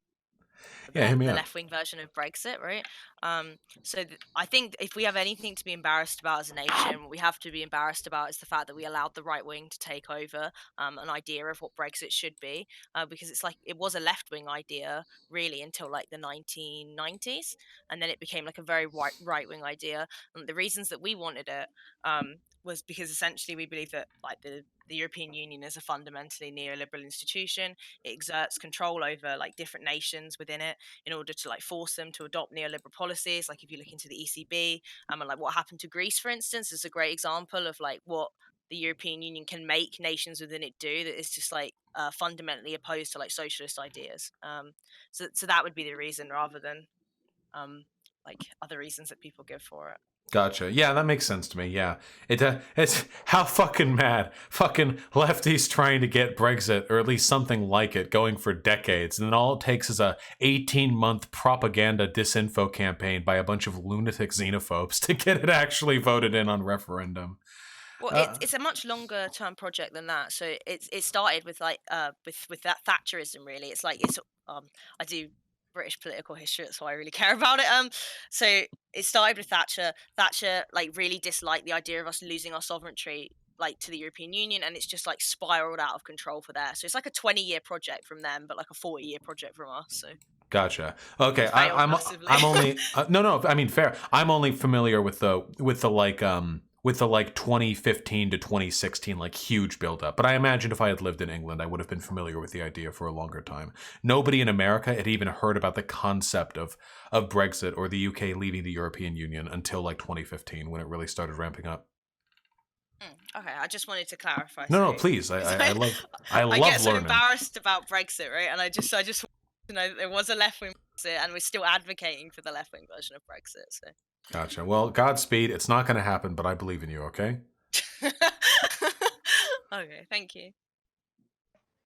All right, cool. Up next is Counterpoints. Oh shit! Hey Vosh, how are you? My man, Counterpoints. Hello. I came back. I'm trying to be the nice chud on your Discord. I don't know how that's working out. Hey, so far so good. No one's banned. How you doing? I'm doing well, man. So I actually had some cop questions, but if you don't mind, I'd kind of like to do like a anti-alt-right address of the JQ guy who came in a little bit. Go for it as a preempt. Yeah. So unrelated to the cop thing, and I'm sorry, I do have a. But I actually did read a book about kind of like the foundation of Israel, and they actually addressed some of like anti-Semitic conspiracy theories about why Jews crawled into the higher levels of government. And what they were saying is that it's actually a very common sense defense mechanism that because they were a landless people for such a long time, they had to become doctors, lawyers, political figures. They had to, basically climb into, the echelons of society in order to protect themselves from anti-Semitic attacks. And this is, Jewish author from Israel, basically coming up with that. So if there was any alt-right figure who was trying to look for an alternative perspective of why smart Jews are in the upper echelons of society, I actually thought that was like a pretty valid historical argument from a Jewish author. Yeah, because at the end of the day, because I'm not like fucking crazy, I recognize that even if there is a group of people that have a disproportionate amount of power, even if that is the case, like my goal isn't to stop that group of people. My goal is to just make things functional, make things democratic and equal. So it's undeniable that as an ethnic group, Jewish people are fairly up there, as ethnic groups go, as are several other white ethnic groups, but they're up there. But in efforts to explain it, one does sometimes validate the other prescient of the alt-right conspiracy theory. I believe Mouthy Buddha addressed this in his JQ video before he got yeeted off YouTube, which is essentially that the Jewish question is made all the more prescient for the fact that Jews are such insidiously talented masterminds of industry and economics and porn, but I mean, if you're going that direction, then you're picking and choosing which disproportionately represented groups you're caring about. But then these people don't care about logic anyway, so who cares? All right. Okay. Well, then I don't want to waste any more time on that, but I do want to thank you for kind of taking me from, I would even say like 48 hours ago, LibSoc was just a complete meme. And now I feel like I understand it a lot better just from listening to a few streams. So thank you for that. My pleasure entirely, comrade. I'm delighted to hear that. Well, and then in reference to, and I think I'm still going to remain a self-identified chud, but I do want to engage in civil discourse as best I can. I'm actually a former law enforcement officer, and I kind of wanted to get your perspective on, A, how you see cops contributing to systemic racism, and B, what their roles or opportunities or potential problems would be during a socialist upheaval. Yeah, excuse me. So, typically speaking, people call cops class traitors in lefty spaces. And the reason for that is because cops are, pretty much all of them, members of the proletariat. They're working people. They're not like crazy wealthy business owners or whatever. The issue is that cops are essentially the gatekeepers of the law, and the law has historically been used to malign marginalized groups. So, for example, say, for example, you have laws about loitering or soliciting or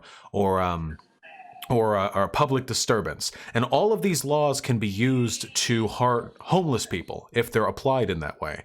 All of these laws can be used to systemically disenfranchise the homeless or very poor people. It is the cops, ultimately, who make the decision as to how those laws should be enforced.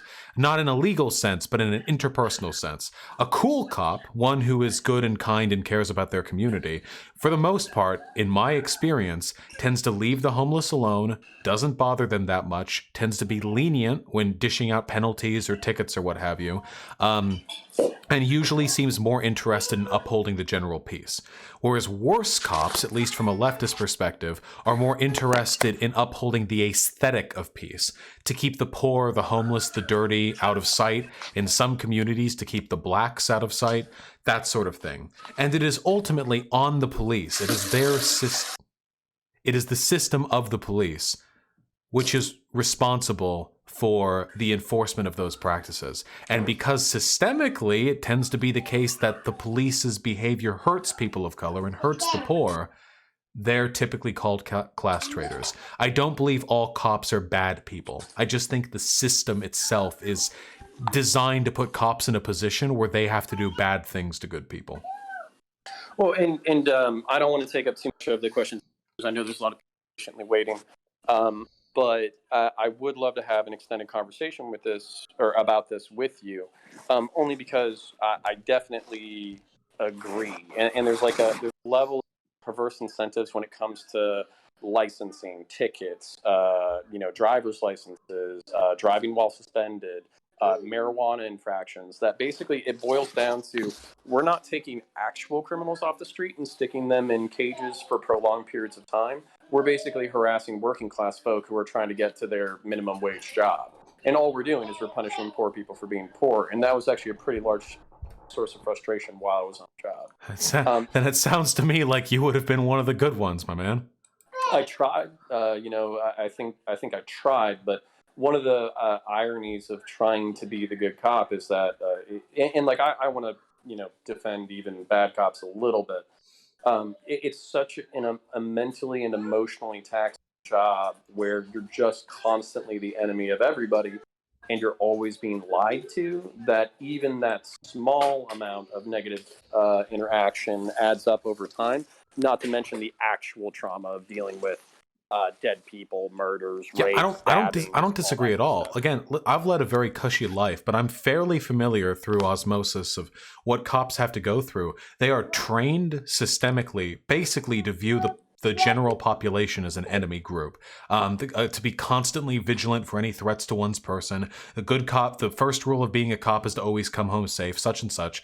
And being a cop, you are going to interact with a fuck ton of people who hate you, a fuck ton of people who are mentally ill, or who are drug users, who are belligerent, who are violent, who are threatening, or who are having the worst day of their life just by interacting with you because something has happened to them.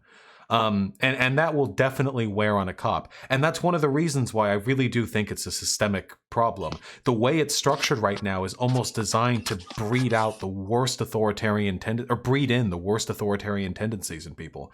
I feel like if there was a way, even if we kept all the other laws in place, even if everything else was kept as was, if it would be possible for cops to function more as like community service folk, to work with the community, not feel like the dogs that patrol it, I feel like that would probably beget really, really superior emotional outcomes for the people who have to go through all that. Well, and can you still hear me? I accidentally logged off for a second. I can still hear you just fine. We also hear your beautiful little child. Thanks, man. And we are raising him in a cishet, monogamous relationship. So I'm sorry for offending your polyamorous sensibilities. Oof. But listen, it hurts, but I'll take it on the chin. Okay. So I don't want to take up too much more of your time, but I would love to have an extended conversation. And actually, part of the problem is that there's this external attempt to make cops more. They call it community-oriented policing, where they're trying to get back to this like 1950s, 60s, 70s community-oriented mindset. But then what's happening is a lot of police administrations are drug war cops who came up in the 90s and thousands. So they reward and promote drug war cops while either punishing or just like not rewarding community service cops. And I would consider myself a community service cop. And there's no way to quantify the work you do by not being a dick. Whereas it's a lot easier to quantify how many homeless people and how many small level drug addicts you took. Yeah, to jail exactly. Because they get all the attention. They get the fucking Facebook post with them standing next to a bunch of like duffel bags of cocaine, or this officer made 19 arrests this month, or some shit like that. But the people who do what they should be doing, which is keeping stuff calm, friendly, and safe for the local population, who don't fucking go put their ass out doing giant drug busts to get families incarcerated. These people, even though they're the ones who are really respected and loved by the community, get essentially no formal recognition, or at least very much less of it, and that incentivizes a certain type of behavior. Well, and this will be my last point because I do want to be respectful of the other people. Gotcha. But I agree wholeheartedly, and it's one of those tragic things where just the cops who do try to make that difference do try to treat the community that way. Yeah, sure, you're going to see the school resource officer posts and all that kind of stuff. But when it comes to specialty assignments, promotions, all that kind of stuff, it's very much dependent on the higher culture. And I just think that the people who are going to survive in the job are going to be predominantly the people where the adrenaline and the job is in their blood. So they never feel comfortable leaving it. So those are the people who are going to stay, but then they're going to promote that toxic culture. Yeah. So. Yeah, no, I don't disagree. I mean, that kind of bred out in like in Vietnam too, didn't it? In a way, with the, at least from what I've read, with like Vietnam soldiers, that was like a very high stress, low reward environment.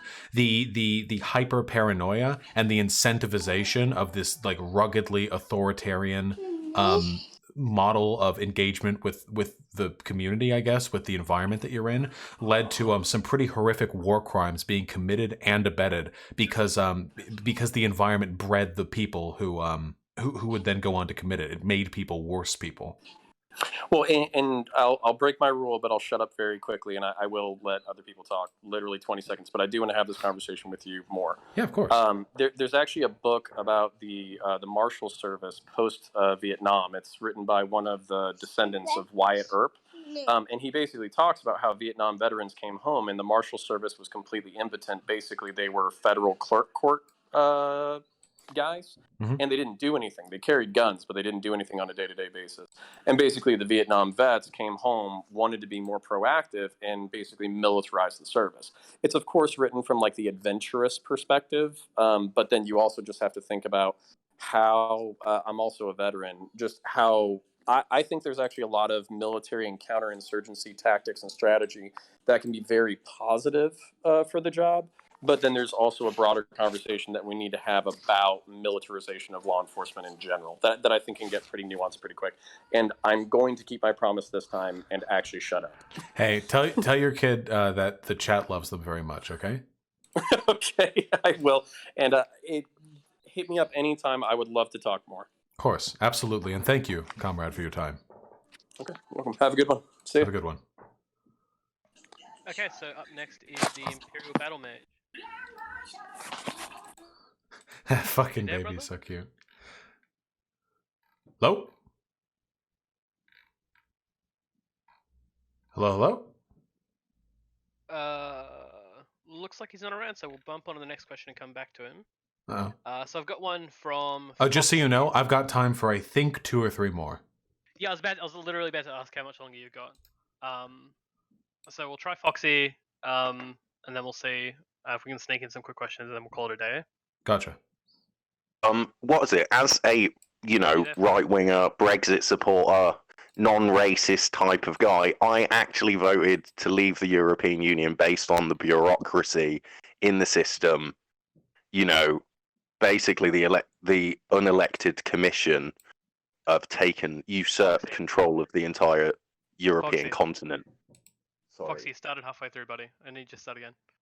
Oh God. Okay, so as somebody who voted Brexit, I and a non-racist person, I actually voted to leave Europe based on the bureaucracy in the European system, the unelected commission that have basically usurped control of, you know, the whole of Europe through these Lisbon treaties and stuff like that is terrible. But I mean, so I sort of had a couple of questions because you mentioned a couple of things about Bernie Sanders there and, you know, the authoritarian police. Do you think that people should have the right to religious freedom, and do you think that they should be allowed to bring up their kids in the way that they see fit? This is a really tricky one because child abuse is against the law. I think we can all agree child abuse should be against the law. But what constitutes child abuse is a really, really complicated question. So, for example, I believe that not getting your children vaccinated constitutes a form of abuse. That's not currently in the law books, but I believe if that were added to the law books, that I would be in favor of it. Another thing, raising your children inside of some sort of hellish cult where you teach them nothing but lies and make them utterly unequipped to deal with the world at large. This isn't technically illegal, but it is child abuse, I think, by any reasonable definition. The reason why I'm saying this is because while I do believe in religious freedom, and I do believe that people should have the ability to raise their children as they see fit, generally, there are unquestionably some things which I consider abusive that are done in through the purview of sort of religious freedom. Sometimes it's vaccines. Sometimes it's really, really weird. Like sometimes it's like incest stuff. It's fucking. Sometimes it's like getting your kids like married really young, like or forced marriage or some shit like that. I guess in a legal sense, I'm not really comfortable infringing on religious rights, but I'm very, very skeptical of the impact that religious upbringings can have on children. Okay, so let's say somebody was bringing their child up to be a homophobe. Would you take their child off them? Nah, I can't. I mean, it's not good that they're being I'm raised glad to hear be. that. It's not good that they're being raised a homophobe. I don't agree with that, but I could never. The consequences of the state being able to intervene in something like that, the amount of state oversight, the ability to just have your child taken from you because you believe something that 10 years ago would have been a commonly accepted belief in Congress. No, I can't abet that. Okay, what is it? Do you think that a global socialist agenda could lead to more wrongs than National Socialism? Like Nazism? Well, I mean, you know, they had some socialist agendas. I feel like the only thing that could be worse I than can't let you National slide on that. Socialism They weren't is socialist. global socialism. The Nazis weren't socialists. There was no seizure of the means of productions. It was just a fascist state. But but in terms of like a global socialist regime doing more damage, I mean, sure, like it's possible to have a really bad socialist state. I can imagine a socialist state that has liberated, democratized means of production for all the workers, but they like rape and kill all like black people or something. I don't fucking know. It's possible, yeah. But I think any system, literally any system, can be bad. I just think that some systems are less likely to be bad. I think that socialism is less likely to be bad than modern neoliberal capitalism because it fixes a problem with neoliberal capitalism, which is the authoritarianism inherent to the economy. Because in a workplace, you know, there's no democracy there. You just do what your boss tells you. I think that's a big issue that could be fixed in a socialist society. Would there be other issues? Conceivably, yes, maybe even horrendous ones. But it's a way of fixing one problem or several problems that have similar causes. Yo, I'm all for the devolution of power because I think that's the best means by which, you know, neighboring ideologies would be able to keep certain groups under control and not doing anything too outrageous. You know, if there's a devolution of power, then it would be much easier for alliances to form that are against certain things happening and therefore prevent them. But Yeah, really, no, this I mean, is the I last agree, yeah. question. Do you condemn political violence? I condemn political violence so hard, it is disgusting to me that people would even consider using violence against people who systemically control and abet the death of millions through poverty and forced starvation. With political violence, that's disgusting to me. Only in Minecraft. Thanks for that. 2 more, and then we're done. Gotcha. Thank you, comrade. I didn't get to say Sorry, thank buddy. Yeah. Imperial Battle Mage, you're up now. All right. Is it actually working this time? Yep. Yes. Okay, good. So, all right. My question was, do you think that the Ukrainian famine or the Holodomor was an intentional genocide, and that the government of the USSR bore like major culpability for it?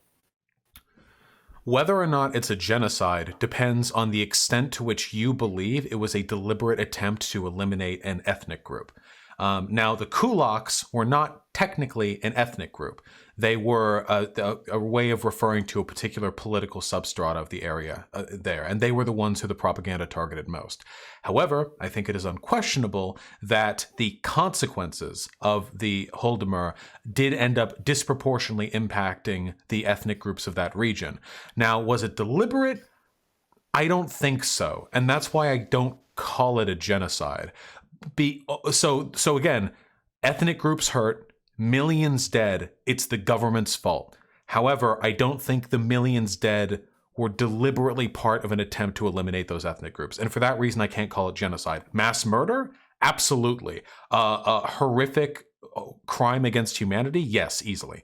But I can't fairly call it a genocide. I believe the government is 100% culpable. There were a number of ways in which they could have worked to oppose the famine earlier on, and they did not. Like they made some effort, absolutely, but they did not do anywhere near sufficient enough for it to be acceptable in my book. I consider it a horrendous crime of the state. Would you say I'm trying to figure out, but like, are you saying that that it was a byproduct of their policy, but that because some people say that the Holodomor was basically an attempt to crush Ukrainian nationalism intentionally. So would you say that, or would you just say that as a result of the terrible policies of the USSR, that it resulted in that famine and that they didn't do enough to stop it afterwards? I think it was both. I think that poor policies in the area, along with a natural famine, were exacerbated by the state's interest in squashing Ukrainian nationalism. So some stuff the USSR couldn't avoid. There was a famine. I mean, sometimes that just fucking happens, you know? That's on its own. However, other stuff, like the fact that they continued to maintain grain exports for a time up until they knew the, well past the point where they knew there was a famine taking place. And even then, even after they began to divert grain exports, they didn't begin importing them. They continued to maintain an export ratio. The fact that they didn't allow people to leave the region that was starving to death. The fact that at the entire time this was happening, there was a propaganda campaign being disseminated by the Kremlin that was telling people that this was like due and righteous punishment to the selfish, greedy kulaks and Ukrainian nationalists who were hoarding the wealth of their people and engaging in counter-revolutionary activity. Nah, fuck that. I think that state malevolence united perfectly with circumstance to abet this genocide. Not genocide. Fuck this mass murder. Sorry. What do you think about the fact? I think it was like the government brought in like, was it like 2 million tons of food grain aid to the Ukrainians, and then I can't remember the exact dates, but I remember that I think it was the year that the famine began. They dropped exports to almost zero, food grain exports. Yeah, I know they did. I just feel like we wouldn't accept that excuse if it was America, you know? If in America, like, there was something of that scale happening, nothing short of a national rearrangement of our economic priorities to prevent millions of people starving to death would be considered even remotely acceptable, you know? But then we kind of go with the Soviet Union, like, oh, well, you know, they pulled in some of their exports. They didn't really do much in the way of imports. They pulled it in a little bit, and they still all died. That's all. Again, like, and I don't have like a huge stake in this or anything. I just feel like if it was America, everyone would collectively agree this was a huge fuck up.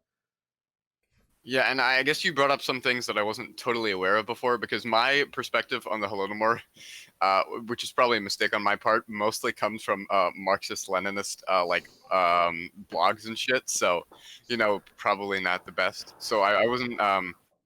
I heard before that the Soviet Union like kept in the people from Ukraine. I wasn't entirely sure of the background of that, but I did not know that the Kremlin was actually like sending out propaganda and such. Yeah, it was because the kulaks were considered counter-revolutionary, so there was a bunch of propaganda at the time, and just the convenience of the USSR not being able to do enough to prevent a famine in a region where they had political enemies, it just strikes too clean. But I'm not subscribing to the like 100 million dead Black Book bullshit or anything like that, you know? Oh yeah. But the causes were mostly, wasn't it the fact that the kulaks were basically like intentionally sabotaging? It was like they slaughtered all their animals and shit. It was a fine mix of Ukrainian nationalists with very legitimate grievances against the imperialist USSR, who I support. Kulaks, which was a pejorative given to a group of people who had sort of a higher level of collective responsibility, who out of spite refused to give the Soviet Union the grain it was owed, or meat, or whatever goods they were owed, by burning their crops and killing their animals, and that happened to coincide with an enormous famine in the region. But the kulaks were a very small minority of the people who were hurt by that famine and by the USSR's policies to keep them from moving away from the famined area. They were just a politically convenient target, you know, like a few 100,000 or maybe 10,000 people rise up against the USSR. Well, years later, millions starved to death. So there you go. That's your response. But it's all a very like complicated thing, you know? Yeah. One more question. I'm going to try to wrap it up really quickly because I know you're trying to get like one last question in. But so I wanted you to clarify your position on like the idea of socialism and social ownership rather than all workers' ownership. So I actually asked this question in a donation a while back. And you said that, so your basic response, as of like what I remember, was that socialism can be defined only as workers' ownership in the means of production, and that social ownership generally can't really be factored into that. This is a product of my bias, I admit. Yeah, but you've also said I think that we should nationalize the energy production, healthcare, and that kind of stuff. So I mean, would you would consider like a nation that has like worker co-ops for the most part, besides like essential services, like nationalized? Would you consider that? I mean, you would consider that a socialist nation, right? So I mean, I would. I do believe, and this is, I do believe in a mixed economy in this respect. I don't believe, so say for example, healthcare is nationalized, housing is nationalized, so on and so forth. For the people who work for the government on those projects, I do not believe those workers are liberated to the same extent that those workers of a worker co-op would be. I don't believe that much in social ownership. My goal would be to have a society where collective ownership is streamlined so efficiently that it is the democratically elected workers themselves who are operating nationalized industries. So essentially, to transform the democratic apparatus of the state from a representative democracy, where then you have the departments and they hire the employees and the employees manage the nationalized services. Rather, the nationalized services are themselves simultaneously a workers' syndicate and a nationalized production. You know, there's no state to nationalize them, but nationalized in the sense that they operate outside the traditional market system. So while I do not believe that social ownership really is the same thing as worker ownership of the mean of production, I do believe that a mixed economy with forms of social ownership is necessary in the meantime, because there are some things that simply should not be privately owned or like collectively owned. It should not be left to the market. Yeah, I mean, wait, so would you be referring to something like the way the DPRK has it, where I think it's called the Tau work system, in which the state owned means of production are like partly a lot of the input comes from workers, but then there's also like state direction, and there are other like experts that come in and kind of work with it. Would you be referring to something like that in regards to nationalized industries? I am afraid I am not familiar enough with the North Korean model of this, but if it is as you have described it, which I imagine there is some extent to which it is not as you have described it, then I believe that would be a workable model, though I would like to do more research on the subject. Yeah, I'm probably not describing it perfectly because I read about it a while ago, and as I said, a lot of tanky sources on DPRK, so not good. No worries, comrade. But like you would, so you don't like ultimately reject like the social ownership argument. You do think social ownership generally can factor into. I think that it has a place, but I don't think it contributes the same degree of economic liberation that one would expect from collectively owned workplaces. Yeah. All right. Okay. I'll get out of your hair now. See ya. Thank you, comrade. I appreciate the discussion. All right. We got time for one more question. Is that all right? We got time for one more. Okay. Cool. Where's the homie Yosef? You there, buddy? Yes, I'm here. Hello. Howdy. Hello, Wushi. What is your opinion on the current situation in northern Syria? Hey, something I'm actually familiar with. I think it's cucked as fuck. Fuck that. I like Rojava a lot, flaws and all. It really sucks to see them getting blown the fuck out by Turkey. They're doing a good job holding themselves out, but it's only a matter of time, right? So you're pro Kurdish forces? Yeah, I'm pro Kurdish forces, pro fucking Rojava, anti-Turkey in this respect, yeah. Why? Oh, because the Kurdish force, for one, the Kurds are in that region a historically oppressed group. There's no denying the fact. The way that Turkey has treated them, they've been promised an independent nation for the past century, so it seems meaningful that they have the opportunity to express their political will now. Additionally, the Rojava project has been a pretty extraordinary demonstration of the efficacy of anarchist policy. It's not perfect by any means, and there does seem to be some indication of some Kurdish supremacy going on within the multi-ethnic factions that have made up Rojava, but I think that given what they had to work with, this is actually a fairly extraordinary project, and it doesn't look like it'll last much longer, but I wish it would. So are you saying that Turks are oppressing Kurds in that area? That Turks are oppressing Kurds? Yes. Well, right now Turks are bombing Kurds, so I would say yes. But even before the whole Syria PKK thing came about, like yeah, the Kurds were still getting pretty fucked over in Turkey. Do you believe that Turkey has a problem with the Syrian Kurds? I mean, a real problem. I mean, they're invading the region right now. They have a national and economic interest in suppressing dissident ethnic groups, and they also have an interest in expanding their borders and securing the complicit, reliable allyship of neighboring nations, which they know a Kurdish state would not be. So, yeah, I mean, definitely. Have you heard what the Kurdish regional government in Iraq said on this situation? That Turkey doesn't have a problem with Syrian Kurds, but the PKK. And they have... Oh, sorry. Yeah. Oh, well, that's the Turkey's lie. I mean, that's the justification. That's what you do every time you want to deal with a supplant ethnic population, you know? You have a problem, you have a problem with like BLM? Oh, point out the couple of times at a rally that someone went crazy and shot a cop. You have a problem with like Muslims? Point to 9/11 and use that as a justification for a 20-year war that kills hundreds of thousands of people. They can point at the PKK as justification for doing what they're doing in the Rojava region, but the idea that the Rojava project itself is like some terrorist cell, I firmly reject this, and they have no justification for what they're doing right now. The person who said this, that Turkey doesn't have a problem with Syrian Kurds, is the president of the regional government in Iraq, Neshirvan Barzani, who said Turkey doesn't have a problem with the Syrian Kurds, but the PKK. Well, he's free to feel that way, but the PKK isn't in Rojava right now. Rojava is, and the Kurds are, and they're bombing those people and killing those people. So I don't know if it's really fair to blame the PKK on that. I see.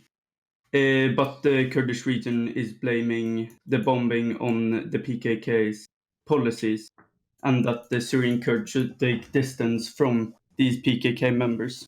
Well, sure. I mean, they can say that. It's in their interest to say that, because if the Iraqi Kurds say that it's the PKK's fault, that distanced them from whatever Kurdistan project the Rojava region would have been working on. If they can blame the terrorist group, that means they're less liable to be held culpable for whatever conflict happens between the Kurds and Turkey. So it's in their interest to lie about that, you know? I see. Yep. I just wanted to see your opinion on the situation. Thank you. Oh, no problem, comrade. Have a wonderful day. You too. Vosh, thank you so much for your time today. Could we get in a sneaky plug before you duck out? No, feel free, comrade. Okay, cool. So, appreciate you coming to the Calliopean Club. We're a Discord that focuses ourselves around open-minded dialogue, civil and rational debate, intellectual curiosity, and a positive and welcoming atmosphere. We try to keep it like calm and chill here, have some interesting discussions. We have a lot of people here that run the gambit from like far right to communist to centrist. If you want to come here, the link is discord.gg/Calliopean. That's CALLIOPEAN. Thank you so much. We really appreciate it. The pleasure has been entirely mine. I appreciate you having me on and look forward to doing it again in the future. We'd love to have you back, buddy. Okay. All right, I'm going to head out. Y'all have yourselves a good day, okay? You too, brother. All right. I know Twappy, but I feel like I answered that as best as I could. Ugh, damn. I did not expect that to go on for nearly 4 hours.